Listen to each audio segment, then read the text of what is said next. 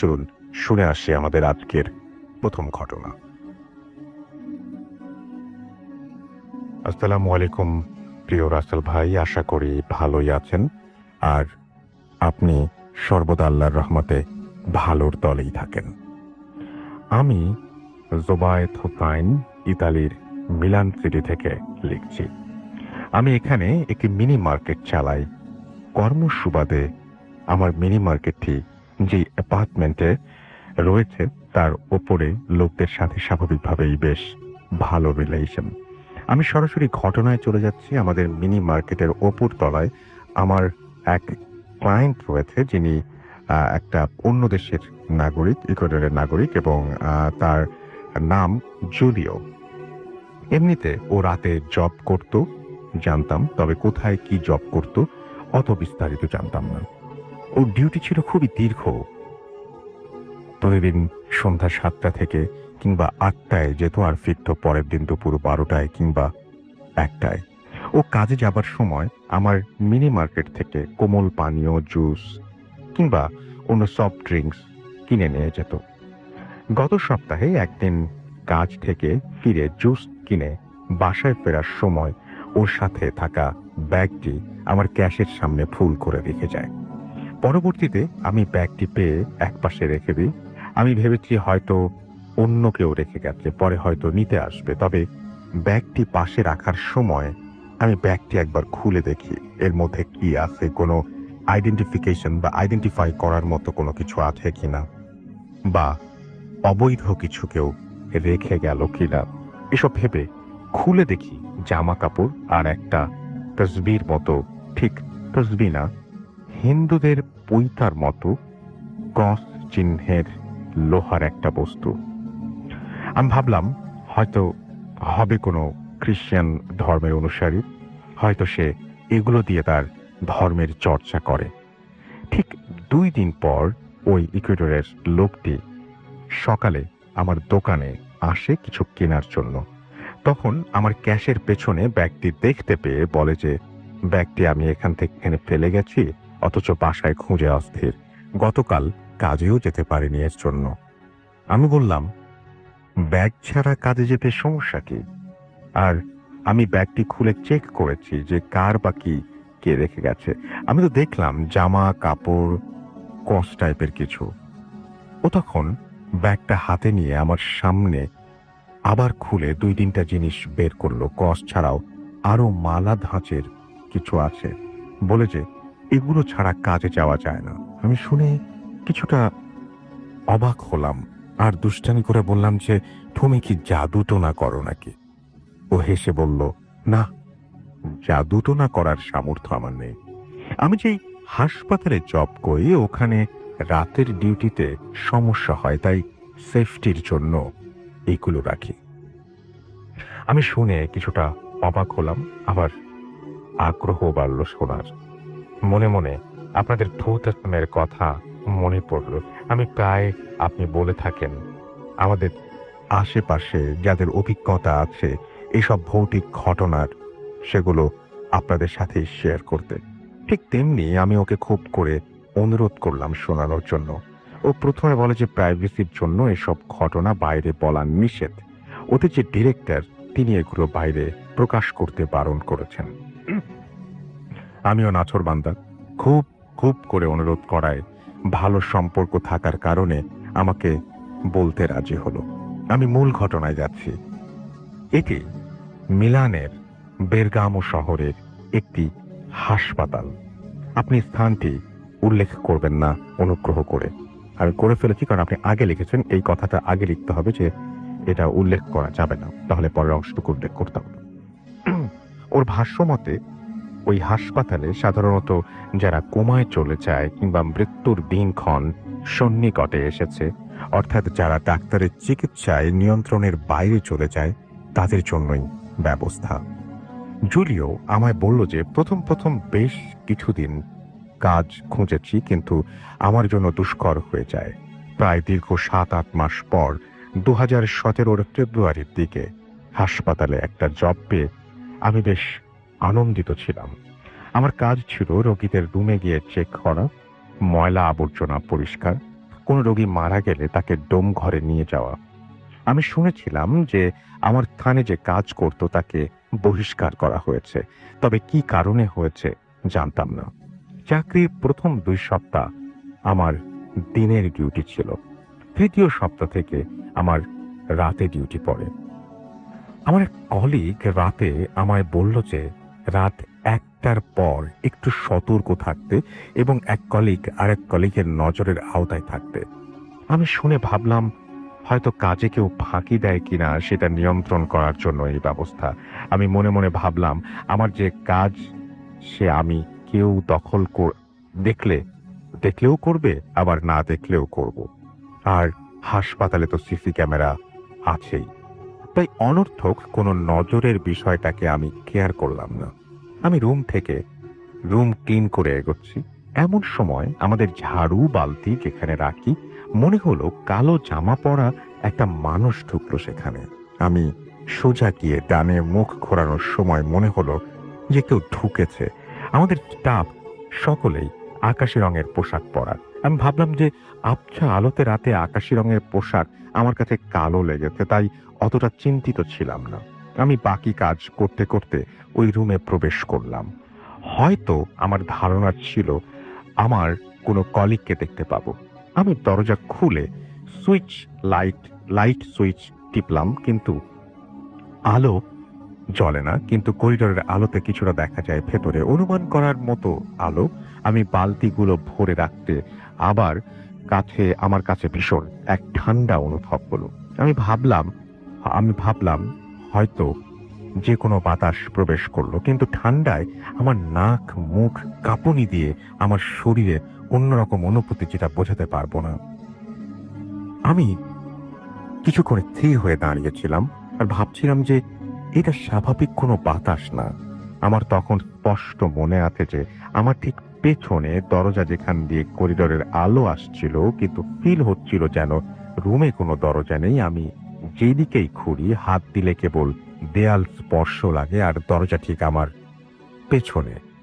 আমি প্রায় 4 দিকেই ঘুরছি, একই অবস্থা, দরজা ঠিক আমার পেছনে। আমি টেনশন আর ভয় মিলিয়ে বসে পড়লাম ফ্লোরে। এমন সময় আমার 2 জন কলিগ একসাথেই এসে রুমের দরজা খুলে লাইট জ্বালায়, আর আমাকে তারা নাকি ফ্লোরে বসে দুলতে দেখেছিল। জুলিও আমাকে আমার দোকানে বসে কেমন করে দুলছিল সেটা অভিনয় করে দেখালো, ঠিক যেভাবে মাদ্রাসার ছাত্ররা পড়ার সময় তোলে। এরপর কলিগ আমাকে তুলে আরেকটা রুমে গিয়ে তৎক্ষণাৎ কিছু বলেনি, শুধু বলল, তোমাকে না সবসময় কারো চোখের সামনে থাকতে বলেছিলাম, একা একা কি করছো এখানে? এখন কি একটু ঠিক আছো? আমি মনে মনে বললাম যে না, যদি বলি চাকরিটায় আনফিট বলে ডিসমিস করে দেয় কিনা। বললাম হ্যাঁ হ্যাঁ ঠিক আছি, গায়ে একটু জ্বর জ্বর ভাব, তাই হয়তো পড়ে গেছি। আমার ওই ঠান্ডা বাতাসটাকে মনে হয়েছিল জ্বর হবার পূর্বে মানুষের একটু ঠান্ডা আর কাঁপুনি দেয়। আমার কলিগরা কপালে হাত দিয়ে বলল, কই না তো, হয়তো ক্লান্ত, যাও আমাদের রেস্ট রুমে একটু জিরিয়ে নাও। এরপর আমাকে 2 দিনের বিশ্রাম দেয়া হয়। তখন অবধি আমাকে কেউ জানায়নি যে ওখানে সমস্যা হয়।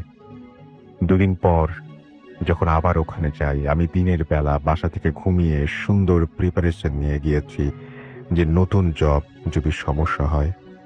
ওই দিন ও আমায় বলল যে রাতে সতর্ক থেকো, কারো চোখে চোখে থেকো। আমি ভাবলাম মৃত্যুশাইল অথবা একদম মুমূর্ষ রোগী থাকে, তাই হয়তো এমন কিছু বলছে।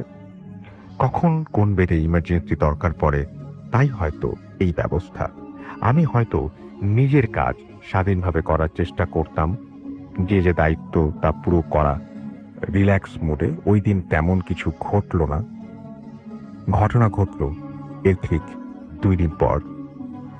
ওই দিন সন্ধ্যায় একে একে 5 জন মানুষ মারা গিয়েছে, তাই কাজের চাপও একটু বেশি। 2 জনের আত্মীয় স্বজন এসেছে, আর বাকি 3 জনের কেউ আসেনি খবর নিতে, হয়তো কাল বা পরশু আসবে। আমি আর কলিগরা মিলে লাশগুলো ডোম ঘরে নিয়ে গেছি। রাত তখন 2:30 মতো। আমার ভীষণ বাথরুম চেপেছে। আমি যথারীতি বাথরুমে গিয়ে বাথরুম করছি। হসপিটালের বাথরুমের কমোডের সাথে বা দিকে একটা জানালা, কাঠের মধ্যে কাঁচ বসানো জানালা। আমার কাছে একটু অস্বস্তিকর লাগছে, হয়তো ওই বাইরের দিকে চোখ পড়াতে। বাথরুমের জানালাটা হাসপাতালের পেছনের দিকে একটা জঙ্গলের দিকে মুখ করা। আমি জুলিওকে বললাম যে হ্যাঁ, আমারও অত রাতে একা একা বাথরুমে গেলে জানালা খোলা রাখলে একটু ভয় ভয় করে, মনে হয় কেউ তাকিয়ে আছে কিংবা ভয় দেখায়। জুলিও আমার কথায় সায় দিয়ে বলল, ঠিক ঠিক, আমারও এমনি মনে হয়। এরপর জুলিও বলল, আমার জানালা হাত দিয়ে চেপে রেখেছি যেন না খুলে যায়, বাইরে হালকা বাতাস, তাই একটু টাইট করে বারবার খুলে যেতে চাচ্ছে। আর জানালা পুরোপুরি খোলার আগেই আমি আবার হাত দিয়ে চেপে ধরি। বাতাসের তীব্র গতি, আমার কাছে মনে হয় জানালার ফাঁকা দিয়ে শুধু বাতাস নয়, গ্যাস বের হলে যেমন শব্দ, ঠিক অমন শব্দে বারবার জানালা প্রেসারে ভেতরের দিকে খুলে যাচ্ছে। আমি নিজেকে একটু রিল্যাক্স ভাবে থাকার জন্য হালকা উঁচু হয়ে ছিটকিনিটা লাগিয়ে দিই। এমন সময় বাইরে কারো প্রেজেন্স আমি ফিল করি। জানালার কাঁচ ছিল কিছুটা ঘোলাটে, ট্রান্সপারেন্ট টাইপের। কারো মুখ এবং নাক কাচের সাথে লাগিয়ে রেখে থাপ্পড় দিচ্ছে জানালার কাছে, আর ভয়ঙ্কর স্বরে একটা চিৎকার। আমার কাছে মনে হলো যেন জানালার ছিটকিনি লাগানোতে ওই জিনিসটা খুব খুশি হয়নি, আমাকে ভয় দেখাতে পারছে না। আমি ওই জানালার জিনিসটার চিৎকার শুনে প্রচন্ড ভয়ে আমার কলিগদের ডাকার জন্য বা বাঁচাও বলে চিৎকার দেওয়ার জন্য চেষ্টা করছি, কিন্তু আমার কাছে মনে হচ্ছে যেন আমি বোবা, শুধু আর্তনাদ জনিত শব্দ বের হয় গলা দিয়ে, কিন্তু বোঝার মতো কোনো শব্দ বের হচ্ছে না। আমি ওই জিনিসটা কাচের সাথে মুখ চাপ দিয়ে রেখেছেই এবং সরানোর জন্য আমি যেই না থাপ্পড় দিচ্ছে আর গোঙানির মতো চিৎকার করছে। আমি প্রচন্ড ঘেমে আধা টয়লেটরত অবস্থায় ওখান থেকে লাফ দিয়ে দূরে সরে যাই। আমি জানালার দিকে তাকিয়ে যখন দেখতে পেলাম ওটা বাম দিকে আস্তে আস্তে চিৎকার করতে করতে সরে পড়লো। আমার বাথরুমের দরজায় আমার কলিগরা আমায় ডাকছে আর বলছে যে আমি কি ভেতরে, আমি কি ঠিক আছি। আমি নিজেকে পরিষ্কার করে চোখ মুখে পানি দিয়ে বের হলাম, আর বাইরে এসে তাদের কথা শুনছি যে 5-6 মিনিট ধরে আমি ভেতরে অদ্ভুত শব্দ করছি। তারা আমাকে ডাকছে, কিন্তু আমি কোনো উত্তর না দিয়ে কেবলই শব্দ করে যাচ্ছি। এরপর আমাকে সবাই অফিসিয়াল ডেস্কে নিয়ে গিয়ে কিছু খেতে দেয়, আর ডিরেক্টর এসে ক্রস চিহ্নের ওই জিনিসটার কথা বলে, যেটা আমার ব্যাগে আমি দেখেছিলাম। জুলিও আরও বলল যে ওদের হসপিটালের স্টাফরা রাতে অন ডিউটির সময় জামার সাথে বেল্ট টাইপের যেটা আছে সেটির সাথে গেঁথে রাখত। আমাদের রুল দেয়া আছে যে কোনো নার্স কিংবা ডাক্তার যদি কোনো কমান্ড দেয়, বিশেষ করে রাতের বেলায়, তাদের সাথে ক্রস থাকতে হবে কিংবা তসবির মতো থাকতে হবে, আবার হলি ওয়াটার থাকতে হবে, ওদের প্রচলিত পবিত্র পানি যেটি, এবং সেটি ছিটানো রোজকার দৃশ্য। এখন থেকে ওখানে জোড়ায় জোড়ায় কাজ করতে হয়, এমনকি বাথরুমে গেলে দরজা হালকা খুলে রেখে তার গেইটে তার কলিগদের দাঁড়িয়ে থাকবে। এভাবেই চলছে। বেশ কয়েকবার এই নিয়ে লেখালেখি হয়েছে। আমাদের পুরাতন হাসপাতালটি বন্ধ ঘোষণা করে নতুন একটি খুলেছে, কিন্তু এখানেও সেই একই সমস্যা। 3 সপ্তাহ আগের ঘটনা, আমাদের এক স্টাফ হঠাৎ রাতে এক কোমায় থাকা রোগীকে বিছানা থেকে টেনে হিঁচড়ে নামিয়ে তিনি বিছানায় গিয়ে ঠিক কোমার রোগীটির মতো আচরণ করতে লাগলো। টিভির ফুটেজে দেখে পরে তৎক্ষণাৎ তাকে উদ্ধার করা হয়। এই অবস্থার মধ্যে দিয়ে যাচ্ছে। জুলিও আরো বলল আরো ঘটনা আছে, সময় করে আর এক সময় বলবে। এই ছিল ঘটনা, হয়তো সাজিয়ে লিখতে পারেনি। যাই হোক, ঘটনাটি আপনি লিখেছেন সেজন্য আপনাকে অসংখ্য অসংখ্য অসংখ্য ধন্যবাদ, এবং আশা করছি যে যারা শুনেছেন তাদের কাছেও ভালো লেগেছে। যদি ভালো লেগে থাকে অবশ্যই আমাদেরকে জানাবেন। আমরা চলে যাচ্ছি আমাদের প্রথম অতিথির কাছে। আপনার নামটা প্লিজ একটু বলবেন, কোথা থেকে এসছেন, তারপরে আপনার ঘটনায় যাবো আমরা। ভাই, আমি এরশাদ, উত্তরা থেকে। তো আমি আজকে আমার প্র্যাকটিক্যাল এক্সপিরিয়েন্স, আমার নিজস্ব এক্সপিরিয়েন্স একটা ঘটনা বলবো, সেটা কাওলা রোড নিয়ে, এয়ারপোর্ট রোডে। অনেক শুনেছি আমরা এই রোডটা নিয়ে, এবং অনেকে আলোচনা করেছেন, এবং আজকে আপনিও আলোচনা করবেন। এবং আমি এইটা নিয়েই প্রথমে একটু কথা বলতে চাই। সেটা হচ্ছে যে এই যে এই রোডটা নিয়ে এত কিছু শুনি, আপনি তো ওই এলাকায় থাকেন। তো আপনার কাছে তার মানে মনে হয় যে যারা বলেন তারা ভুল বলেন না। না, অবভিয়াসলি নো। এবং আপনার নিজেরও এটা নিয়ে এক্সপেরিয়েন্স আছে। Exactly right. উফ! এবং হয়তো কেউ প্রকাশ করে কেউ করে না, এটাই আরকি। জি, হুম। তো আমি আমার ১ম ঘটনাটা বলছি, এটা ছিল 2011 এ। জি। তখন আমি একটা সিমেন্ট কোম্পানিতে কাজ করি। ঢাকা থেকে এটা ছাতকে, জি। দিল্লি থেকে ছাতকে। হুম, হুম। তো আমি ওখানে অ্যাডমিনের দায়িত্বে ছিলাম। তো একদিন সাডেনলি আমার ভাইয়ের কল পাই যে মা সিক, মা আচ্ছা। Hospitalised. So that was like 2 o'clock। তো আমরা ইন লাঞ্চের মর্নিং? পরে, না, 2 o'clock আচ্ছা। আফটারনুন। আফটারনুন, ওকে। লাঞ্চ শেষে লাঞ্চের পর কলটা পেয়ে, সো আমাদের একটা মাল্টিন্যাশনাল কোম্পানির সবচেয়ে বড় জিনিসটা হচ্ছে family priority is the first hmm, priority. So আমি খবরটা পেয়ে আমি প্ল্যান্ট ম্যানেজার অ্যাপ্রুভাল নিয়ে তখনই আমি ঢাকার উদ্দেশ্যে রওনা করি। তো ছাতক থেকে মানে ডে টাইমে যদি আমি ঢাকা আসি, প্রথমে আমাকে সিলেট যেতে হয়। হুম, হুম। সিলেট থেকে দেন বাস অথবা বাই এয়ার আমি ঢাকা আসি। তো ওদিনকে আমি প্ল্যান থেকে বের হতে পেরেছি লাইক 2:30। আমি বের হয়ে সিলেটে গিয়ে 4টা, 4:30 একটা বাস পেয়ে যাই। তো সিলেট থেকে সাধারণত ইট টেকস লাইক ও 5 আওয়ার্স ম্যাক্সিমাম। কিন্তু ওদিনকে হবিগঞ্জে একটা ট্রাক অ্যাক্সিডেন্ট হওয়াতে আমার ঢাকা পৌঁছতে রাত 12টা বেজে যায়। আচ্ছা। তখন আমি ইস্কাটনে থাকতাম। তো আমি সায়দাবাদ থেকে নেমে বাসায় এসে জাস্ট এশার নামাজ আদায় করে আমি আমার গাড়িটা নিয়ে, পার্সোনাল গাড়ি নিয়ে আমি উত্তরের দিকে রওনা হই। তখন 12টা বাজে রাতে। তো আমি গাড়ি ড্রাইভ করতেছি খুব ভালোভাবে, আমি রেডিসনটা পার হলাম। তো আমার একটা হ্যাবিট হচ্ছে রেডিসনের পরে সাধারণত এয়ারপোর্টের আগে কোনো ডিভাইডার নেই, তো রোড ডিভাইডার নেই বা স্পিড ব্রেকার নেই। এইজন্য আমি অকটেন চেঞ্জ করে গ্যাস থেকে একটু স্পিডে গাড়িটা চালাই। সো ইনজেক্টরে কোনো ময়লা থাকলে ওটা যেন ছেড়ে যায়। আচ্ছা। তো যাচ্ছি, তো কাওলা ব্রিজটার নিচ থেকে যাবো ওটা দেখে, ওটা ক্রস করতে সাডেনলি আমার গাড়ির স্পিডটা স্লো হয়ে যাচ্ছে। হুম। মানে sir, slow means dead slow.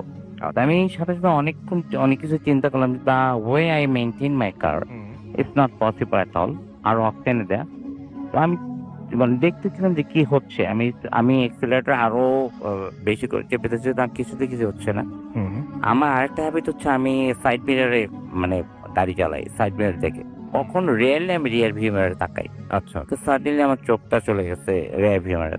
তখন দেখলাম যে মানে যা দেখলাম এটা আমি চিন্তাও করি না কখনো যে it's a it's an animal, like এটা কুকুরও না, আবার ঘোড়াও না। কুকুরের চেয়ে একটু লম্বা, জি। একটু বেশি, আবার ঘোড়ার চেয়ে একটু ছোট, বাট মুখটা হচ্ছে ঘোড়ার মতো।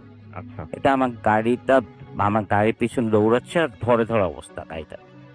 তখন আমি মানে ফার্স্ট অফ অল ১ম এ দেখতেছি আমার হাত-পা সব ক্লাবস হয়ে যাচ্ছে ওটা দেখে। বাট আমি প যেহেতু আল্লাহর রহমতে নামাজ রোজা করি, নামাজের পাবন্দি করি। আমাকে এক হুজুর বলে দিয়েছিল এই ধরনের কিছু কখনো আয়াতুল কুরসির চেয়ে সূরাতুল ইখলাসটা ভালো কাজে দেয়। তো আমি ওটাই জোরে পড়তে শুরু করি। সো আমি ১ বার পড়লাম, ২ বার পড়লাম, ৩ বার শেষ হয়নি। জি। দেখি কোথাও কিছু নেই। আমার গাড়িটা যা খুব জোরে এয়ারপোর্টের আগে যে স্পিড ব্রেকার গুলো ছোট রাখেন, ওটার মধ্যে বাড়ি গেল। আচ্ছা। I was sweating like anything. সবকিছু ঠিক আছে। আমি তারপর আবার গ্যাস দিয়ে গাড়িটা স্লো করে মোটামুটি, মা ছিল ক্রিসেন্ট হসপিটালে ৭ নম্বরে। জি। ওখানে গেলাম। কাউকে কিছু বুঝতে দেয়নি। Everything was alright. Hmm, hmm. But আমি খুব ঘামছিলাম, এটাই সবচেয়ে বড় জিনিস। আর আমার মনের মধ্যে যে ভয়টা ছিল ওইটা তখন প্রকাশ করিনি। বিকজ একদিকে মা সিক, তারপর ভাইয়েরা সবাই আছে। হুম। তো গেলাম, দেখলাম পরের দিন মা চেঞ্জ ফিরল। জি। তো মার সাথে দেখা করলাম। তারপর ফ্লাইট ১০টা থেকে ব্যাক করলাম বাসে। এই ছিল আমার ফার্স্ট ঘটনা রাসেল ভাই। Okay. Thank you so much. Thank you. আমরা পরের ঘটনাটা অনেক বড়। সেই ঘটনাটা আমরা আবারও ফিরে আসবো। তার আগে আমরা যেটা করব সেটা হচ্ছে দেখি যে আমাদের যারা শুনছেন তারা কি লিখছেন এই মুহূর্তে আমাদেরকে। এবং আমি দেখতে পাচ্ছি যে আমাদেরকে অনেকেই লিখছেন এবং আমি দেখতে পাচ্ছি যে আমাদের সাথে রোহান লিখেছেন। আমাদের সাথে আছেন তিনি এবং তিনি ভয় পেতে চান। রাফিকুল ইসলাম আমাদের সাথে আছেন এবং তিনি বলছেন যে আচ্ছা, তিনি এই মুহূর্তে আমাদের সঙ্গে আছেন এবং দোয়া চেয়েছেন সবার কাছে। ইন্ডিয়া থেকে লিখছেন, রাইট? আচ্ছা, না, তিনি বলেছেন যে যেখানেই থাকি না কেন দোয়া চায়। আচ্ছা, না, হ্যাঁ, ইন্ডিয়া থেকে লিখতেন, মুর্শিদাবাদ লালগোলা থেকে, এবং তিনি লিখেছেন যে এই প্রাকৃতিক দুর্যোগ যেন মোকাবেলা করতে পারেন সেই যেন দোয়া চেয়েছেন। সবাই দোয়া করি সবকিছু ঠিকঠাক থাকুক। আবরার আহমেদ রাজু আমাদের লিখেছেন, তিনি ভূত এফএম লাভ করেন, তাই ভূতাসাম শোনেন। আমাদের সাথে রিয়াদ খান, আমি টুইটার থেকে আগে শুরু করেছি, ভালুকা থেকে শুনছেন এবং আমাদের সঙ্গে আছেন দেখতে পাচ্ছি তানজিদা রহমান নিশি, এবং তিনি কি হ্যালো ভাইয়া, আজকের ওয়েদারের সাথে ভূতাসামটা too perfect, way too perfect. আচ্ছা ওকে, আমাদের সঙ্গে আছেন শান্তা ইসলাম এবং তিনি কিন্তু ফার্স্ট ইনসিডেন্ট ওয়াজ গুড। আমাদের সঙ্গে আছেন দেখতে পাচ্ছি হাতিবুল হাসান রিফাত, এবং তিনি বলছেন তার লেখা পড়া হয় না কেন, আমি তো পড়ছি, একে একে পড়ছি। আপনি 3 মিনিট আগে লিখেছেন এবং 3 মিনিট আগে আপনি যে মেসেজটা পাঠিয়েছেন সেটা হচ্ছে যে আমার মেসেজ পড়া হয় না কেন। আমাদের সঙ্গে আছেন আরিফুর রহমান এবং ইমেলটা বেশ ভালো লেগেছে সেটা তিনি বলছেন। আবরার আহমেদ রাজু আমাদের সঙ্গে আছেন এবং তিনি বলছেন যে কেউ বিশ্বাস করুক বা না করুক, আমি ভোট এফ এম এর সাথেই আছি। আমাদের সাথে আছেন সাইফুল ইসলাম SR, এবং তিনি আমাদের সঙ্গে এই মুহূর্তে শুনছেন আমাদেরকে। আবরার আহমেদ রাজু আমাদের সঙ্গে আছেন। আমাদের সঙ্গে আছেন দেখতে পাচ্ছি মোহাম্মদ রাকিউর রহমান রাহাত, ফার্স্ট ইমেলটা ভালো ছিল। প্রিন্স নূর আমাদের সঙ্গে আছেন। আমাদের সঙ্গে আছেন মইনুর সাগর, এছাড়াও আছেন জিসান উল হাবিব তনয়, আমাদের সঙ্গে আছেন দেখতে পাচ্ছি। এছাড়াও সাগর আমাদের সঙ্গে আছেন, MH সোহাগ আমাদের সঙ্গে আছেন, তাওহিদ আফ্রিদি, তামিমুল ইসলাম আমাদের সঙ্গে আছেন, রাকিব হাসান আমাদের সঙ্গে আছেন, প্রিন্স RK আমাদের সঙ্গে আছেন, আমাদের সঙ্গে আছেন মেহেদি হাসান শাকিল, এছাড়াও শাহিন খান জেমস আমাদের সঙ্গে আছেন, MD রাজন আমাদের সঙ্গে আছেন, নাজমুল হাসান আমাদের সঙ্গে আছেন, আমাদের সঙ্গে আছেন রাজীব হাসান মিঠুন, জায়েদ মাহমুদ আমাদের সঙ্গে বরিশাল থেকে আছেন, এছাড়াও সাকিবুল ইসলাম শিমুল আমাদের সঙ্গে আছেন, আরো অনেকেই আমাদের সঙ্গে আছেন। আমি দেখি যে ভিডিও পূর্তি যে ফেসবুক পেজটা সেখানে কেটে আছেন, রানা শেখ আমাদের সঙ্গে আছেন, আমাদের সঙ্গে আছেন আরো অনেকেই এই মুহূর্তে। এবং যেমন আমি দেখতে পাচ্ছি, আচ্ছা এই পেজটা থেকে আমি এই পেজটা একটু লিঙ্কটা বলে দিই, www.facebook.com/radio.purti, এবং সেইখানে আমরা এই মুহূর্তে আছি। ইয়ামিন এলান আমাদের সঙ্গে আছেন, আমাদের সঙ্গে আছেন দেখতে পাচ্ছি রাতুল মালিক, এছাড়া MD শরীফ মাহমুদ আমাদের সঙ্গে আছেন, আল শাহরিয়ার আমাদের সঙ্গে আছেন, জাহেদ আলী আমাদের সঙ্গে আছেন, সাব্বির হোসাইন আমাদের সঙ্গে আছেন, শিরোনামহীন বাবু আমাদের সঙ্গে আছেন আমাদের, এবং তিনি বলছেন please welcome me, welcome to ভূত ফেমাস, এবং আশা করছি পুরোটা সময় আপনি এনজয় করবেন। MD নাইমুর রহমান আমাদের সঙ্গে আছেন এবং তিনি বলছেন আই লাভ ভূত এফএম ফ্রম খুলনা। আমাদের সঙ্গে আছেন বিজয় আচার্য, এবং তিনি বলছেন যে তিনি চট্টগ্রাম থেকে আমাদের সঙ্গে আছেন। MNA রাফতেল আমাদের সঙ্গে আছেন, আমাদের সঙ্গে আছেন ইব্রাহিম ইসলাম লিটন, তিনি ভূত এফএম বলছেন লাভ ইউ ভূত এফএম। জনাথন আমাদের সঙ্গে আছেন, আমাদের সঙ্গে আছেন দেখতে পাচ্ছি I am listening from Qatar, I love ভূত এফএম লিখেছেন। আমাদের সঙ্গে আছেন দেখতে পাচ্ছি আরি জি টিয়ান উজ্জ্বল হালদার, এবং তিনিও আমাদের সঙ্গে আছেন এবং তিনি বলছেন অনেকদিন পর শুনছি ভূত এফএম নিয়ে, তিনি অনেক এক্সাইটেড। রানা শেখ আমাদের সঙ্গে আছেন, আফতার ইমরান আমাদের সঙ্গে আছেন, রিশাদ আহমেদ মনির আমাদের সঙ্গে আছেন, আমাদের সঙ্গে আছেন দেখতে পাচ্ছি সাদিয়া নওরিন, এছাড়াও তানহা তাবাসসুম রিয়া আমাদের সঙ্গে আছেন, তাবিলা অরিন আমাদের সঙ্গে আছেন, বরিশাল থেকে আছেন রাজবীর সহ আরো অনেকে। আমাদের যে ভূতাচনের পেজটা রয়েছে www.facebook.com/bhutafilm.traffic, সেখানে দেখতে পাচ্ছি MD মারুফ হাসান অভি আমাদের সঙ্গে আছেন, রফিকুল ইসলাম রূপক আমাদের সঙ্গে আছেন, অ্যালেক্স ইফতেখার হোসেন শিমুল আমাদের সঙ্গে আছেন, আমাদের সঙ্গে আছেন MD আবুলাই ইসলাম আকাশ, আমাদের সঙ্গে আছেন তিতাস, AH তসনিম আমাদের সঙ্গে আছেন, আমাদের সঙ্গে আছেন দেখতে পাচ্ছি আহমেদ রাহিম, MD নাইম শেখ আমাদের সঙ্গে আছেন, এবং শিরোইল কলোনি রাজশাহী থেকে তিনি শুনছেন। আব্দুল্লাহ খান আমাদের সঙ্গে আছেন, সাতক্ষীরা থেকে শুনছেন। ইমন খান হৃদয় আমাদের সঙ্গে আছেন, আরাফ মাহমুদ জাফর আমাদের সঙ্গে আছেন, MH রোমান আমাদের সঙ্গে আছেন, জীবন কুমার আমাদের সঙ্গে আছেন, সামিন আহমেদ আমাদের সঙ্গে আছেন, AR আমাদের সঙ্গে আছেন, AR বাদশাহ, এছাড়াও হাসান আলী আমাদের সঙ্গে আছেন, সচিব তালুকদার আমাদের সঙ্গে আছেন, আমানুর মাসুদ অপূর্ব আমাদের সঙ্গে আছেন, তৌফিক ইলাহি তনয় আমাদের সঙ্গে আছেন যশোর থেকে, এছাড়াও আরাফ মাহমুদ আমাদের সঙ্গে আছেন, আমাদের সঙ্গে আছেন ইউনুস আলী সোহাগ সহ আরো অনেকে। থ্যাংক ইউ সো মাচ আমাদের সঙ্গে থাকার জন্য। আমরা চলে যাবো আমাদের দ্বিতীয় অতিথির কাছে। আপনার নামটা প্লিজ একটু বলবেন, আপনি কোথা থেকে এসেছেন সেটা বলবেন, তারপরে আপনার ঘটনায় যাব, এবং আপনি আপনার প্রথম ঘটনা প্লিজ একটু শুরু করবেন। আসসালামু আলাইকুম রাসেল ভাই। ওয়ালাইকুম সালাম।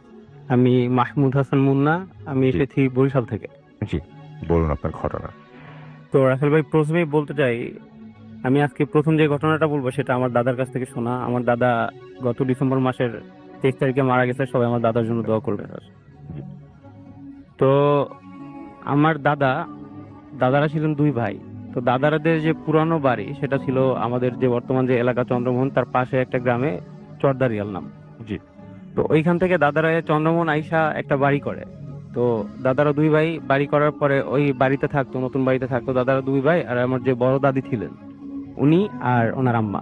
তো থাকার পরে তো বাসার যত কাজটা, পুরুষ বলতে আমার দাদাই ছিলেন, কৃষি কাজ করতেন দাদা তখন তখন তো সারাদিনের কাজ শেষে আমাদের ওইখানে আবার রাসেল ভাই গ্রাম অঞ্চলে, জি। যে আজকে থেকে মানে 60 দশকে, জি। 1960 দশকের দিকে, তো ঘটনাটা ছিল এমন। জি। আমাদের পাশের গ্রামে একটা লাঠি খেলার আয়োজন করা হয়েছিল, যে বাংলা বাজার নামে একটা জায়গায়। তো ওইখানে দাদা চিন্তা করলেন যে সারাদিনের কাজ শেষে লাঠি খেলা দেখতে যাবে। তো দাদা যখন মানে সারাদিনের কাজ শেষ করার পরে লাঠি খেলা দেখতে যাবে, তো আগে গ্রাম অঞ্চলে তেমন রাস্তাঘাট অবস্থা ভালো ছিল না, তো মানুষের চলাচলের মাধ্যম হিসাবে নৌকা ব্যবহার করতো। বিশেষ করে যারা কৃষিকাজ করতো তাদের তো বাসায় নিজেদের একটা করে নৌকা থাকতো এমন।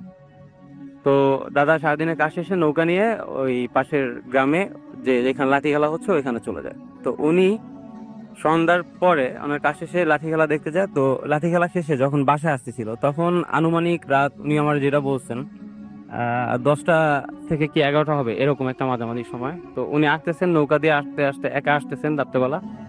তো গ্রাম অঞ্চলে 10টা 11টাই অনেক রাত্র।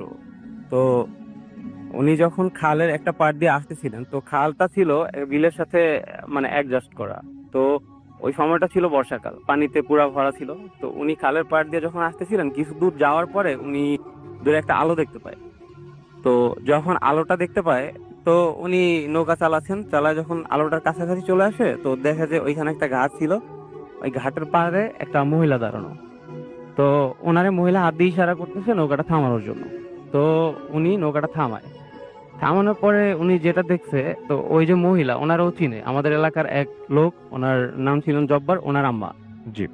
তো উনি বলতেছে যে বাবা, তুমি আমার একটা উপকার করবা, আমার স্ত্রীর তো মানে এই প্রসব বেদনা উঠছে, তুমি একটু কষ্ট করে, আমাদের ওই গ্রামে একটা মহিলা ছিলেন দাইমা, যিনি উনি আবার ওই মানুষের বাড়ি বাড়ি যেয়ে এই কাজ করতেন, মানুষের সাহায্য করতেন। তা আমার একটু ওই যে খান নামে একটা বাড়ি ছিল, তো ওইখানে নামাই দিবা একটু কষ্ট করে, আমাদের বাড়িতে কোনো পুরুষ মানুষ নেই, ওনার ছেলে আবার আর্মিতে চাকরি করতো তখন। জি।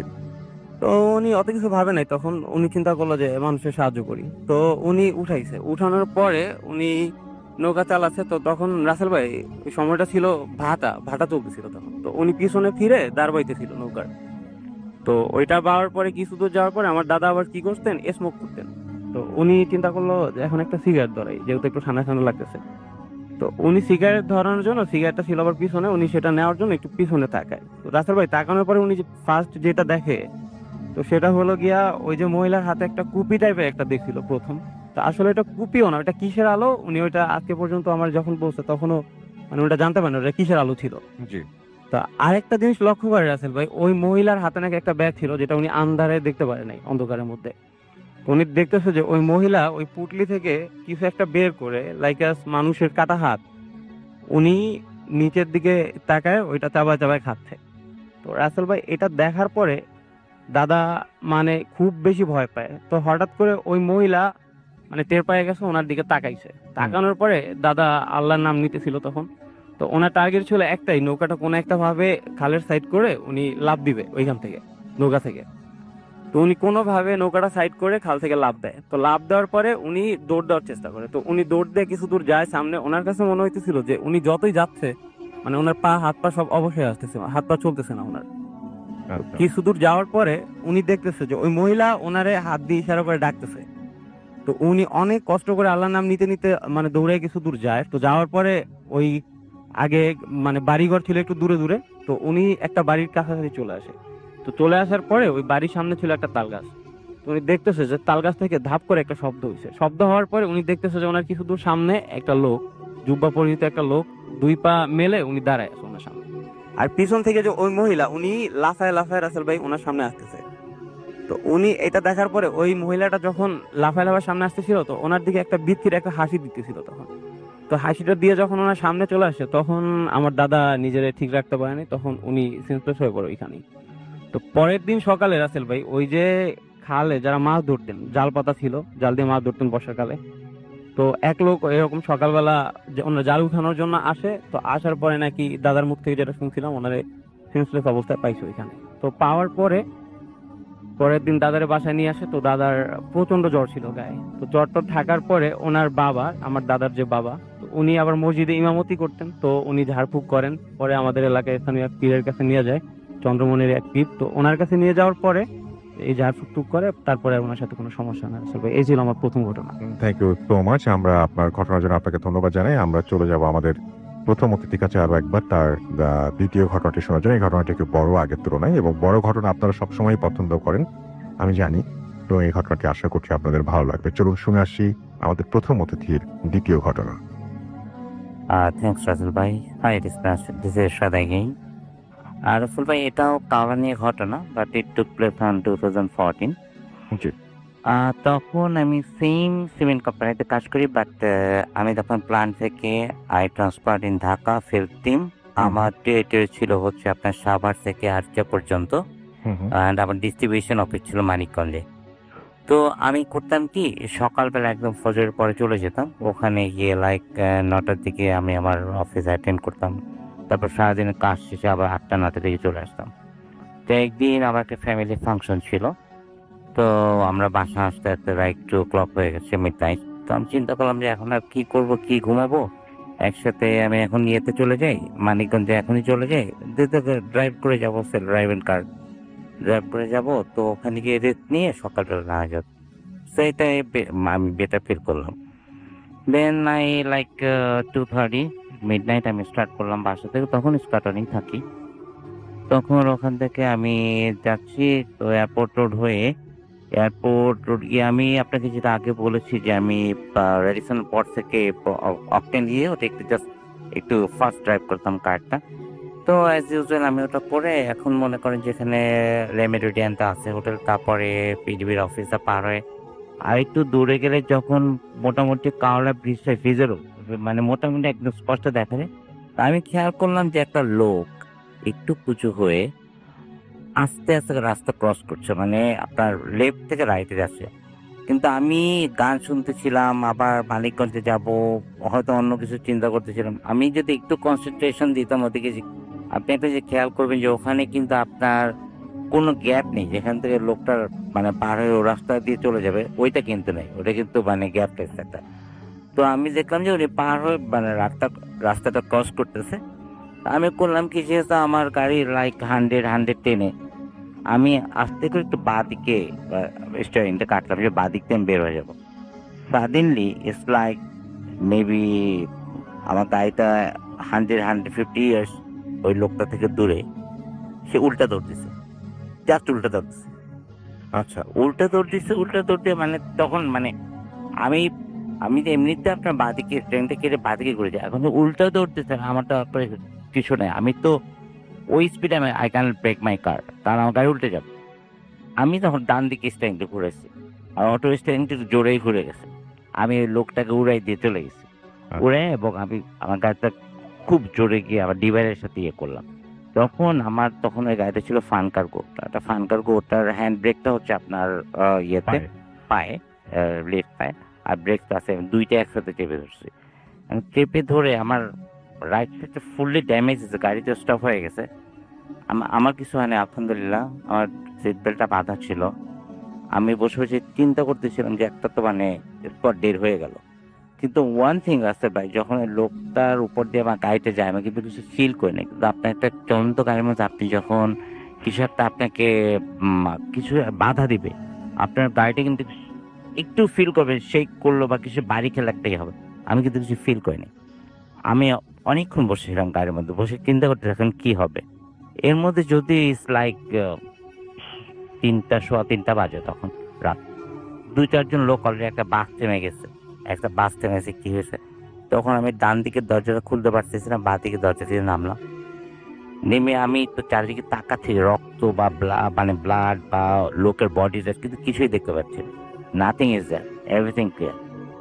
এখন সবাই আমাকে জিজ্ঞেস করতে কি হয়েছে ভাই, কিভাবে অ্যাক্সিডেন্ট করলে, রাস্তায় তো কোনো গাড়ি ঘোড়া নাই, কিন্তু আমার মুখ থেকে তো কোনো আওয়াজ নেই। আমি তো আওয়াজ করতে পারতেছি না, বিকজ আমি তো ওই যে ডেড বডিটা খুঁজতেছি কোথায়।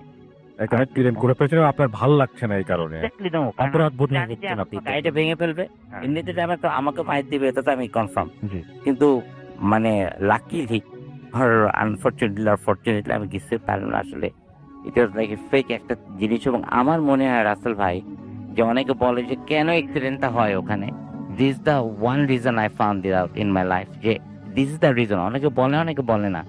এই যে অনেক দূর উনি গেল, আবার দৌড় দিল উল্টার দিকে, দ্যাটস দ্য রিজন।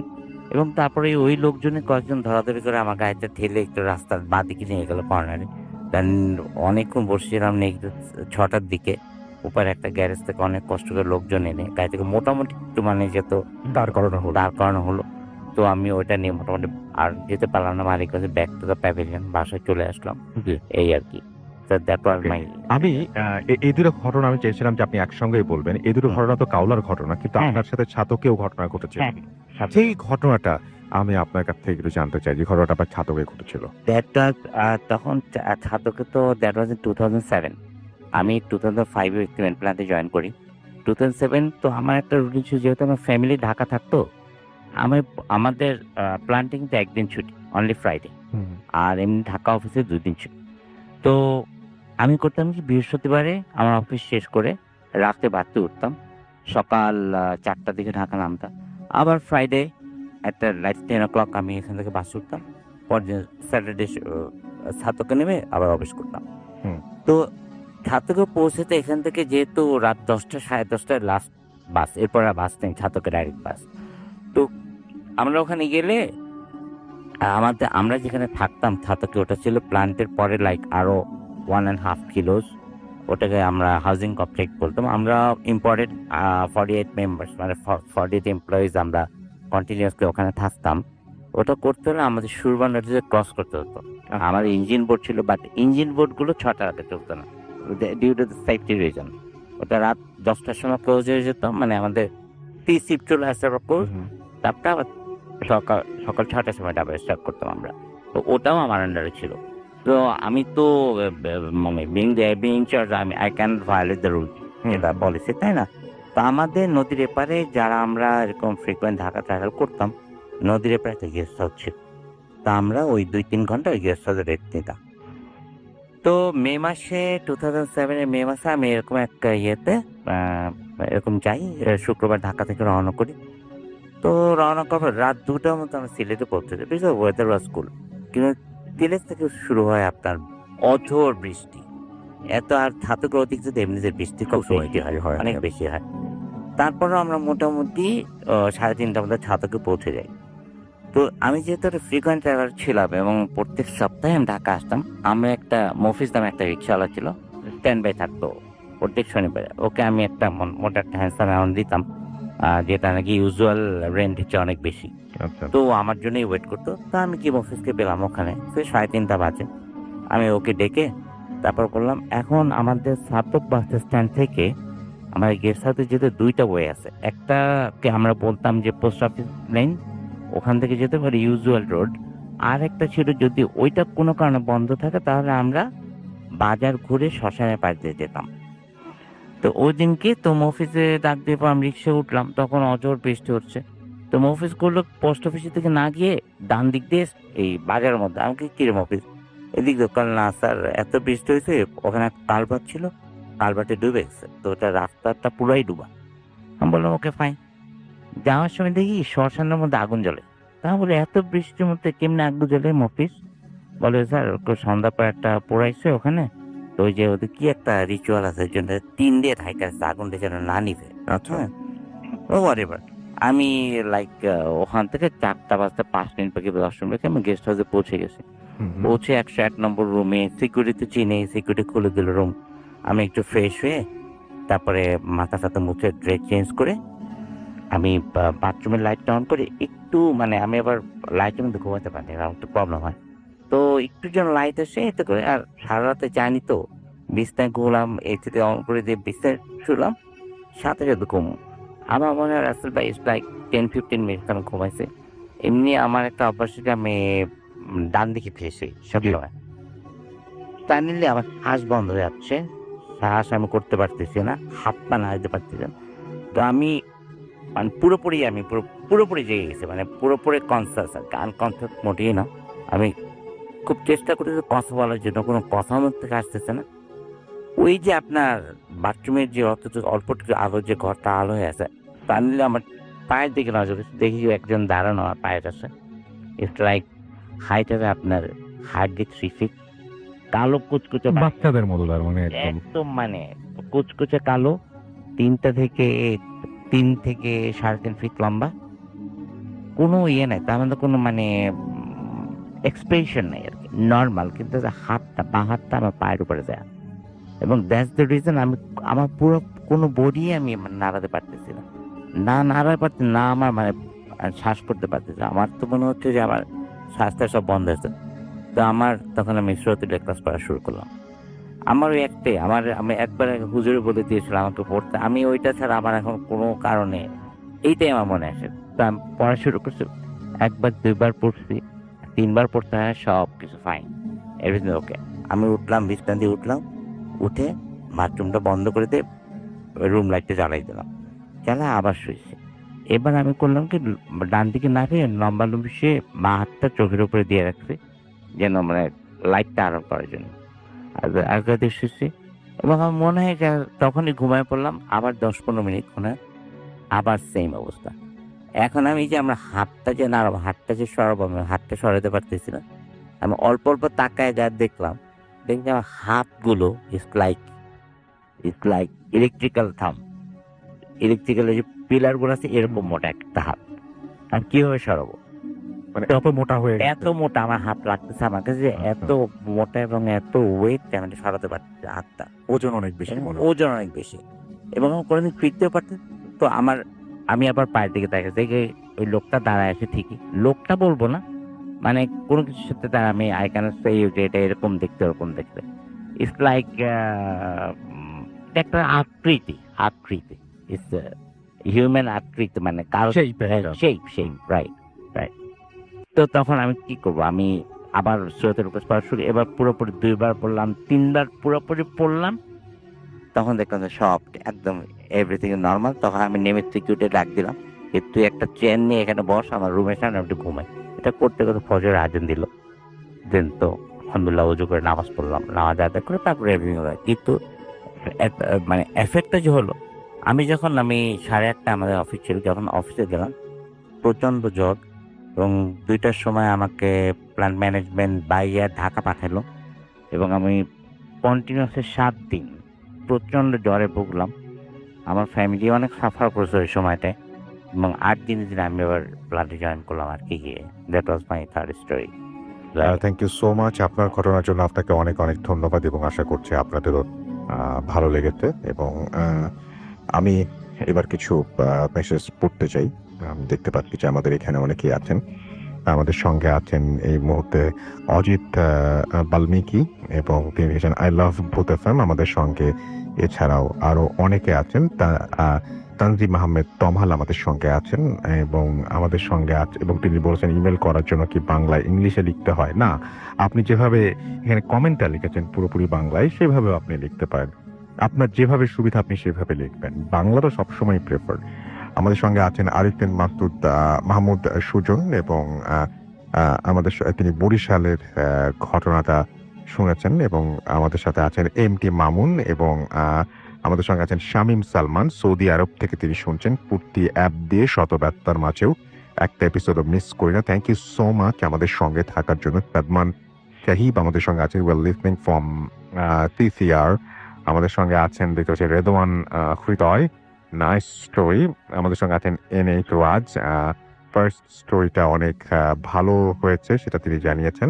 আমাদের সঙ্গে আছেন তামজিদ আরিয়ান শ্রাবণ, আমাদের সঙ্গে আছেন তিলকি শিমুল, আমাদের সঙ্গে আছেন দেখতে পাচ্ছি রায়হান আহমেদ, তারওয়ার আলম, লিমন, হাসনাত আমাদের সঙ্গে আছেন, ইমতিয়াজ শুভ আমাদের সঙ্গে আছেন, প্রত্যয় খান আমাদের সঙ্গে আছেন, আমাদের সঙ্গে আছেন কাজী তামিয়া, মাহমুদুল হাসান আমাদের সঙ্গে আছেন, এমডি নাহিদ আমাদের সঙ্গে আছেন, শাওন আমাদের সঙ্গে আছেন। কালকে এক্সাম, তাও তিনি ভূত এফএম শুনছেন। আমাদের সঙ্গে আছেন নাজমুল হাসান, তাকলাইন আহমেদ ফোরকান আমাদের সঙ্গে আছেন। আমাদের সঙ্গে আছেন দেখতে পাচ্ছি, এছাড়াও প্রিন্স আমান, এবং তিনি অ্যাপ দিয়ে শুনছেন। আমাদের সঙ্গে আছেন MD Habibur, currently I mean Saudi Arabia, love you both of them. আমাদের সঙ্গে আছেন দেখতে পাচ্ছি এছাড়াও আশিক ইসলাম, এবং তিনি বলছেন যে আমার কমেন্ট পড়া হয় না, যে পড়ে ফেললাম তোর কমেন্ট। ইমন খান হৃদয়, অসাধারণ ঘটনাটি প্রচুর ভয়ঙ্কর ঘটনা, যেটা শুনলেন তিনি বলছেন thank you so much. Ishtiaq Shuvo আমাদের সঙ্গে আছেন, মাহমুদুল হাসান আমাদের সঙ্গে আছেন, নাইস স্টোরি লিখেছেন। মিকাত হোসান হাসান আমাদের সঙ্গে আছেন। আমি কিন্তু ভূত এফএমের যে পেজটা আছে সেখান থেকে পড়ছি www.facebook.com/bhutfm.russell। আমাদের সঙ্গে আছেন দেখতে পাচ্ছি এছাড়াও MH বাঁধন আমাদের সঙ্গে আছেন, দেখতে পাচ্ছি ইসমাইল হোসেন কাতার থেকে শুনছেন তিনি। রেদওয়ান হৃদয় আমাদের সঙ্গে আছেন। আমাদের সঙ্গে আছেন ইশতিয়াক আহমেদ শুভ, উল্লাপাড়া বিজ্ঞান কলেজ হোস্টেল থেকে শুনছেন। মাহমুদুল হাসান আমাদের সঙ্গে আছেন। আমাদের সঙ্গে আছেন নাজিয়া হাসান, এই ঝড়ে যাতেও মিস দিলাম না। আমাদের সঙ্গে আছেন দেখতে পাচ্ছি এমডি রুবেল ইসলাম, রাজশাহী থেকে তিনি শুনছেন আমাদেরকে। আমাদের সঙ্গে আছেন রফিকুল ইসলাম রূপক। আজকের স্টোরিগুলো অনেক ইন্টারেস্টিং। আমাদের সঙ্গে আছেন দেখতে পাচ্ছি আবরার আহমেদ রাজু, সব মিলে সাথে আছেন ঝিনাইদহ থেকে। আমাদের সঙ্গে আছেন অমিল মিলন, এছাড়াও আমাদের সঙ্গে আছেন দেখতে পাচ্ছি হাজি রুবেল খান সহ আরো অনেকে এই পেজটাতে। Thank you so much. Radio Phutki যে পেজটা, সেখানেও অনেকে আছেন এই মুহূর্তে। আমাদের সঙ্গে আছেন রোহান চিস্তি, নরসিংহ থেকে তিনি আছেন। আব্দুল্লাহ শেখ আমাদের সঙ্গে আছেন। এবং এই পেজে আপনি একটা মজার জিনিস দেখবেন, যেটা হচ্ছে যে এই পেজের কাভার পেজটা আপনি দেখবেন রেডিও ফুর্তি, which is www.facebook.com/bhutfm-radio.furti and www.facebook.com/radio.furti। এটাতে দেখবেন যে আমাদের ভূত এফএম সম্পর্কে একটা মানে কাভার ফটো বা কাভার যে জায়গাটা যে ভিডিও, সেই ভিডিওটা আপনি দেখবেন যে সেখানে কিছু ইনফরমেশন দেওয়া আছে। You can check it out. Kashpia Arin আমাদের সঙ্গে আছেন। আমাদের সঙ্গে আছেন সোলাইমান ইসলাম নাসিম, এছাড়াও AS রাফি আমাদের সঙ্গে আছেন। মোহাম্মদ রিফাত আলম রিজভি আমাদের সঙ্গে আছেন। আমাদের সঙ্গে আছেন রুকন উদ্দিন মুন্না, আমাদের সঙ্গে আছেন নাহিদ হক তানহা, আমাদের সঙ্গে আছেন MD জিহাদ সর্দার, এছাড়াও জাফরিন নূর আমাদের সঙ্গে আছেন। আমাদের সঙ্গে আছেন হাফিম অর্ণব, আমাদের সঙ্গে আছেন MD শরীফ মাহমুদ, MD জাহিদ হাসান, আমাদের সঙ্গে আছেন শুভ দত্ত সৌরভ, আমাদের সঙ্গে আছেন। আরো অনেকেই আমাদের সঙ্গে এই মুহূর্তে আছেন দেখতে পাচ্ছি। And thank you very much আমাদের সঙ্গে থাকার জন্য, এবং আশা করছি বাকিটা সময়ও আমাদের সঙ্গে থাকবেন। এবং আমরা একটা ছোট্ট অডিও ক্লিপে চলে যাব এখন, এবং সেই অডিও ক্লিপের পরে আবারও ফিরে আসবো। ইন দ্য মিন টাইম আমাদেরকে যদি আপনারা ঘটনা পাঠাতে চান, তাহলে আমাদের ঘটনা পাঠানোর অ্যাড্রেসটা হচ্ছে bhutfm@radiofurti.fm, which is BHWTFM@radioforti.fm। আপনার নাম, ঠিকানা এবং ফোন নাম্বার সহ আপনার জীবনে ঘটে যাওয়া বা আপনার জানা সেরা ঘটনা লিখে পাঠিয়ে দিন আমাদের কাছে। ঘটনার শুরুতে অবশ্যই উল্লেখ করুন যে ঘটনাটি আপনি স্টুডিওতে এসে শেয়ার করতে চান, নাকি আপনি চান আপনার ঘটনা আমরা পড়ে শোনাই। যারা দেশের বাইরে আছেন তারা সরাসরি অডিও ক্লিপ পাঠিয়ে দিতে পারেন বা লিখেও পাঠাতে পারেন ঘটনাটি। আমাদের ফেসবুক পেজের লিঙ্ক হচ্ছে www.facebook.com/radio.furti and www.facebook.com/bhutfm.russell। আমাদের টুইটার আমাদের টুইটার হচ্ছে রাসেল RUSSELL Russell_bhutfm BHWTFM। ব্যাস, চলে আসবেন যেখানে খুশি, লিখবেন আপনার ইচ্ছে মতো। চলে যাচ্ছি একটি অডিও ক্লিপে, ফিরে আসবো একটু পরে। স্টে টিউনড টু রেডিও ফুর্তি এফএম এন্ড ডু ফুর্তি। নমস্কার রাতেল ভাই, আমি দি। অনেকদিন পর আমি ভূত এফএমে অডিও স্টোরি পাঠাচ্ছি কলকাতা থেকে। তো প্রথমেই আপনাদের সবাইকে জানাই এবং ভূত এফএম টোটাল টিমকে জানাই নববর্ষের প্রীতি শুভেচ্ছা ও আন্তরিক অভিনন্দন। আশা করি আপনি ভালো দলেই আছেন রাতেল ভাই। তো আজ আমি আমার একটা ফ্রেন্ডের ঘটনা বলবো, যে একজন ডাক্তার। এটা আমি তার থেকে অনেকদিন আগেই কালেক্ট করেছিলাম, বাট আমার কাজের জন্য আমি এটা শেয়ার করতে পারি। যদি আপনার ভালো লেগে থাকে এটা সবাইকে শোনাবেন। তো আমি সরাসরি তার ঘটনায় চলে যাচ্ছি। আমার ফ্রেন্ড একজন ডাক্তার, ক্লিনিক আছে তার, পাশাপাশি একটা সরকারি হাসপাতালে সে প্র্যাকটিসও করে। তো অপারেশনে কাটা ছেঁড়া থেকে শুরু করে মর্গে যাওয়া আসা, এগুলো কমন ব্যাপার তার কাছে। কিন্তু তার জীবনে এমন একটা ঘটনা ঘটেছিল যেটা সে এখনো যদি কোনো দূরে কোনো পেশেন্টকে দেখতে যেতে হয়, সে এই ঘটনাটা তার মনে পড়ে যায়, মানে সে ভাবে যাওয়ার আগে। তো আমি সেই ঘটনায় যাচ্ছি। তো একদিনকে তার ক্লিনিকটা বন্ধ করার সময়, তার ক্লিনিকে একজন রিসেপশনিস্ট আছে, তো সেই ক্লিনিকটা বন্ধ করেন। তো ডাক্তার মানে যে বন্ধু আমার, সে বাড়ি যাওয়ার সময় একটা ফোন আসে, তার ফোন আসার সময় তাকে একটা পেশেন্টের বাড়ির লোক বলে যে ডাক্তারবাবু এরকম আমার বাবার এই এই হয়েছে, আপনি তাড়াতাড়ি আসুন, নাহলে আমার বাবা বাঁচবে না। তো একটু চমকে যায় যে হুট করে বলছে এরকম এরকম কথা, কোনো চেনা পরিচিত পেশেন্ট কি, এটা ভাবেও। কিন্তু তারপর যখন নাম টাম জানে তখন দেখে ওর কোনো চেনা পরিচিত পেশেন্টও না, কোথা দিয়ে ফোন করছে এটা জানলে ও আরো অবাক হয় যে এত দূরে ও কোনোদিনও পেশেন্ট দেখতেই যায়নি, তাহলে ওকে জানলো কিভাবে, হয়তো জানতে পারে কারোর থ্রুতে। তো সে বলে যে আমার এখন ক্লিনিক বন্ধ হয়ে গেছে, আমি বাড়ি চলে যাব। তখন খুব রিকোয়েস্ট করার পর বললো যে জায়গাটা কোথায়। তো জায়গাটা মিনিমাম ও যা শুনে টুনে দেখলো আধা ঘন্টার উপরে। তো প্রথমে নাই বলে দেয়, কিন্তু একদিকে খুব রিকোয়েস্ট করে যে আমার বাবা হয়তো বাঁচবে না। ও তখন বলে যে আপনার ওইখানে আশেপাশে কোনো ডাক্তারের কাছে বা আপনি হাসপাতালে নিয়ে যান। ও তখন বললো যে সব বন্ধ হয়ে গেছে। তো ডাক্তারখানা বন্ধ হতে পারে মেনলি, বাট হাসপাতাল তো বন্ধ হয় না। তো অবাক হলো, ও দিয়ে ভাবলো যে ঠিক আছে আমি আসছি তাহলে। তো ক্লিনিক থেকে বেরিয়ে নর্মালি ট্রেনে চেপে ও ট্রেনে করে নামার পর যখন বাইরে আসে, বাইরে এসে দেখে পুরো রাস্তাটা পুরো ফাঁকা, খালি দুটো অটো রিক্সার মতো দাঁড়িয়ে আছে। বাদ বাকি সামনে দিয়ে দেখতে পাচ্ছে ডাক্তারখানা বন্ধ আছে, এমনি দোকানও বন্ধ। তো দেখে সামনে দুখানা লোক আসে, এসে বলে ডাক্তারবাবু আমরাই ফোন করেছিলাম, আপনি চলুন আমাদের সাথে। দিয়ে লোক দুটো ওদের মানে ও বন্ধুকে ভ্যানে করে নিয়ে যায়, রিক্সা ভ্যান যেটা হয় সেই ভ্যানে করে নিয়ে যায়। তো নর্মালি ভ্যানে বসেই যায়। তো জিজ্ঞেস করছে বাবার কি হয়েছে, বলতে বুঝতে পারছি না, আপনি গেলে বুঝবেন। নর্মালি পেশেন্টের কাছে যায় সে, পেশেন্টের কাছে গিয়ে পেশেন্টকে দেখে, সেরকম কোনো সিরিয়াস কন্ডিশন না যদিও, কিন্তু তবুও দুখানা ইনজেকশন টিটানাস দেয় পেশেন্টকে, দিয়ে একটা প্রেসক্রিপশন লিখে দেয়। প্রেসক্রিপশন লিখে বলে এই ওষুধটা এখনই লাগবে দিতে, আপনি কোথাও ডাক্তারখানা থেকে আনুন। দিয়ে বলে যে ও আপনাদের এখানে ডাক্তারখানা তো বন্ধ, এক কাজ করুন আমি ফোন করে দিচ্ছি, আমার চেম্বার থেকে নিয়ে আসুন কাউকে পাঠিয়ে। তার মধ্যে একজন মানে ওই দুটো ভদ্রলোকের মধ্যে সে বলে এই ওষুধগুলো লাগবে, ঠিক আছে দিন। পুরোপুরি ও হতবাক হয়ে যায়। সেই লোকটা কাগজটা নিয়ে খালি বাইরে বেরালো, দিয়ে ঢুকলো সবকটা ওষুধ হাতে নিয়ে। তো একটু অবাক হয়ে জিজ্ঞেস করতে যাবে, দিয়ে ভাবলো যে থাক আগে মেডিসিনটা দিয়ে দিই। ভালো কথা, মেডিসিন দিয়ে ও ব্যাক করে, বলে ঠিক আছে এবার আমি বেরিয়ে যাবো, আমার দেরি হয়ে যাচ্ছে, এই মেডিসিন গুলো দিয়ে দেবেন, আর যদি কোনো রকম প্রবলেম হয় কাল সকালে উঠে হাসপাতালে বা ডাক্তারকে দেখিয়ে নেবে। তো নর্মালি ওরা ফিস দিয়ে দেয় বন্ধুকে, ফিস দিয়ে বলে ওনার বাবা বলেন যে ডাক্তারবাবুকে ছেড়ে আসো ভ্যানে করে। তো ডাক্তার বলে যে না, বন্ধুটা আমার বলে যে থাক আমায় ছাড়তে হবে না, আমি এখান দিয়ে নর্মালি কিছু পেয়ে যাবো।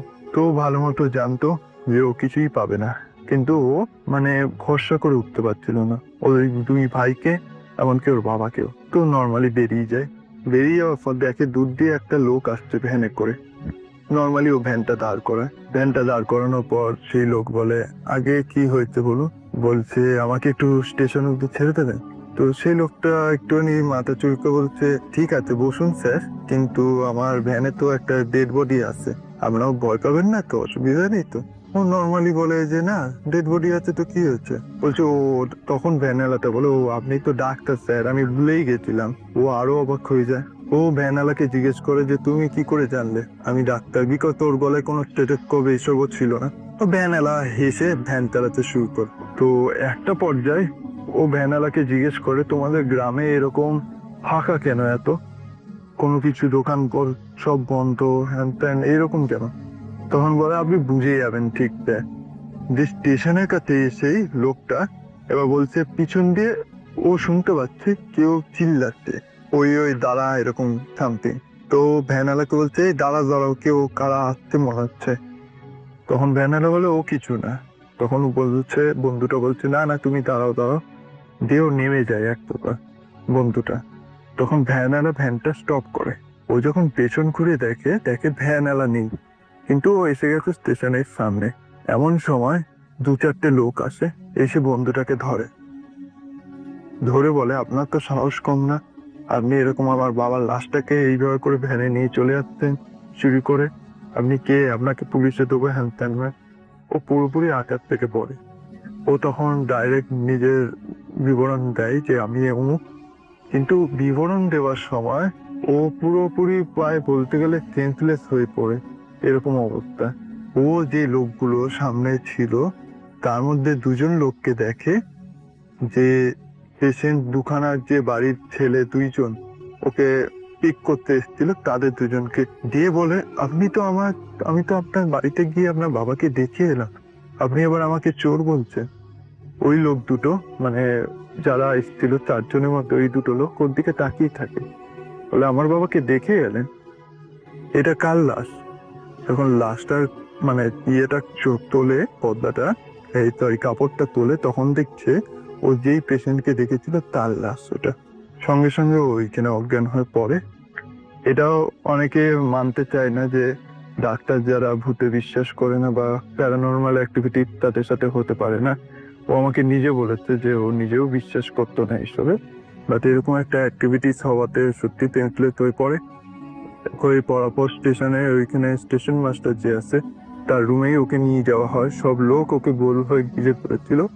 ও যখন মানে সেন্সলেস অবস্থা থেকে ওঠে, যখন ওর চোখে মুখে জল ফেটানো হয়, তারপরে ও নিজের পরিচয় দেয় যে অমুক ডাক্তার একজন ওইখানে। তো স্টেশন মাস্টার ওকে চিনতে পেরেছে, তো যেহেতু ওর বাবা থ্রুতে সামথিং এরকম কিছু একটা ব্যাপার, তো স্টেশন মাস্টারকে পুরোপুরি ঘটনাটা বলে।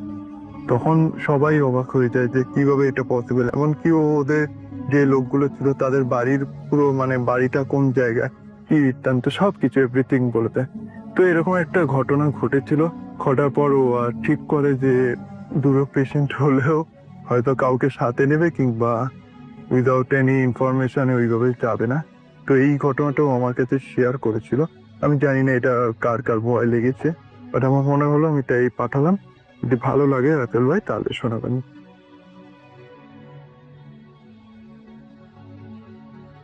FM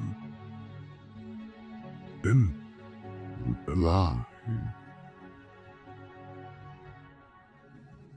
বিশ্বাস করা না করাটা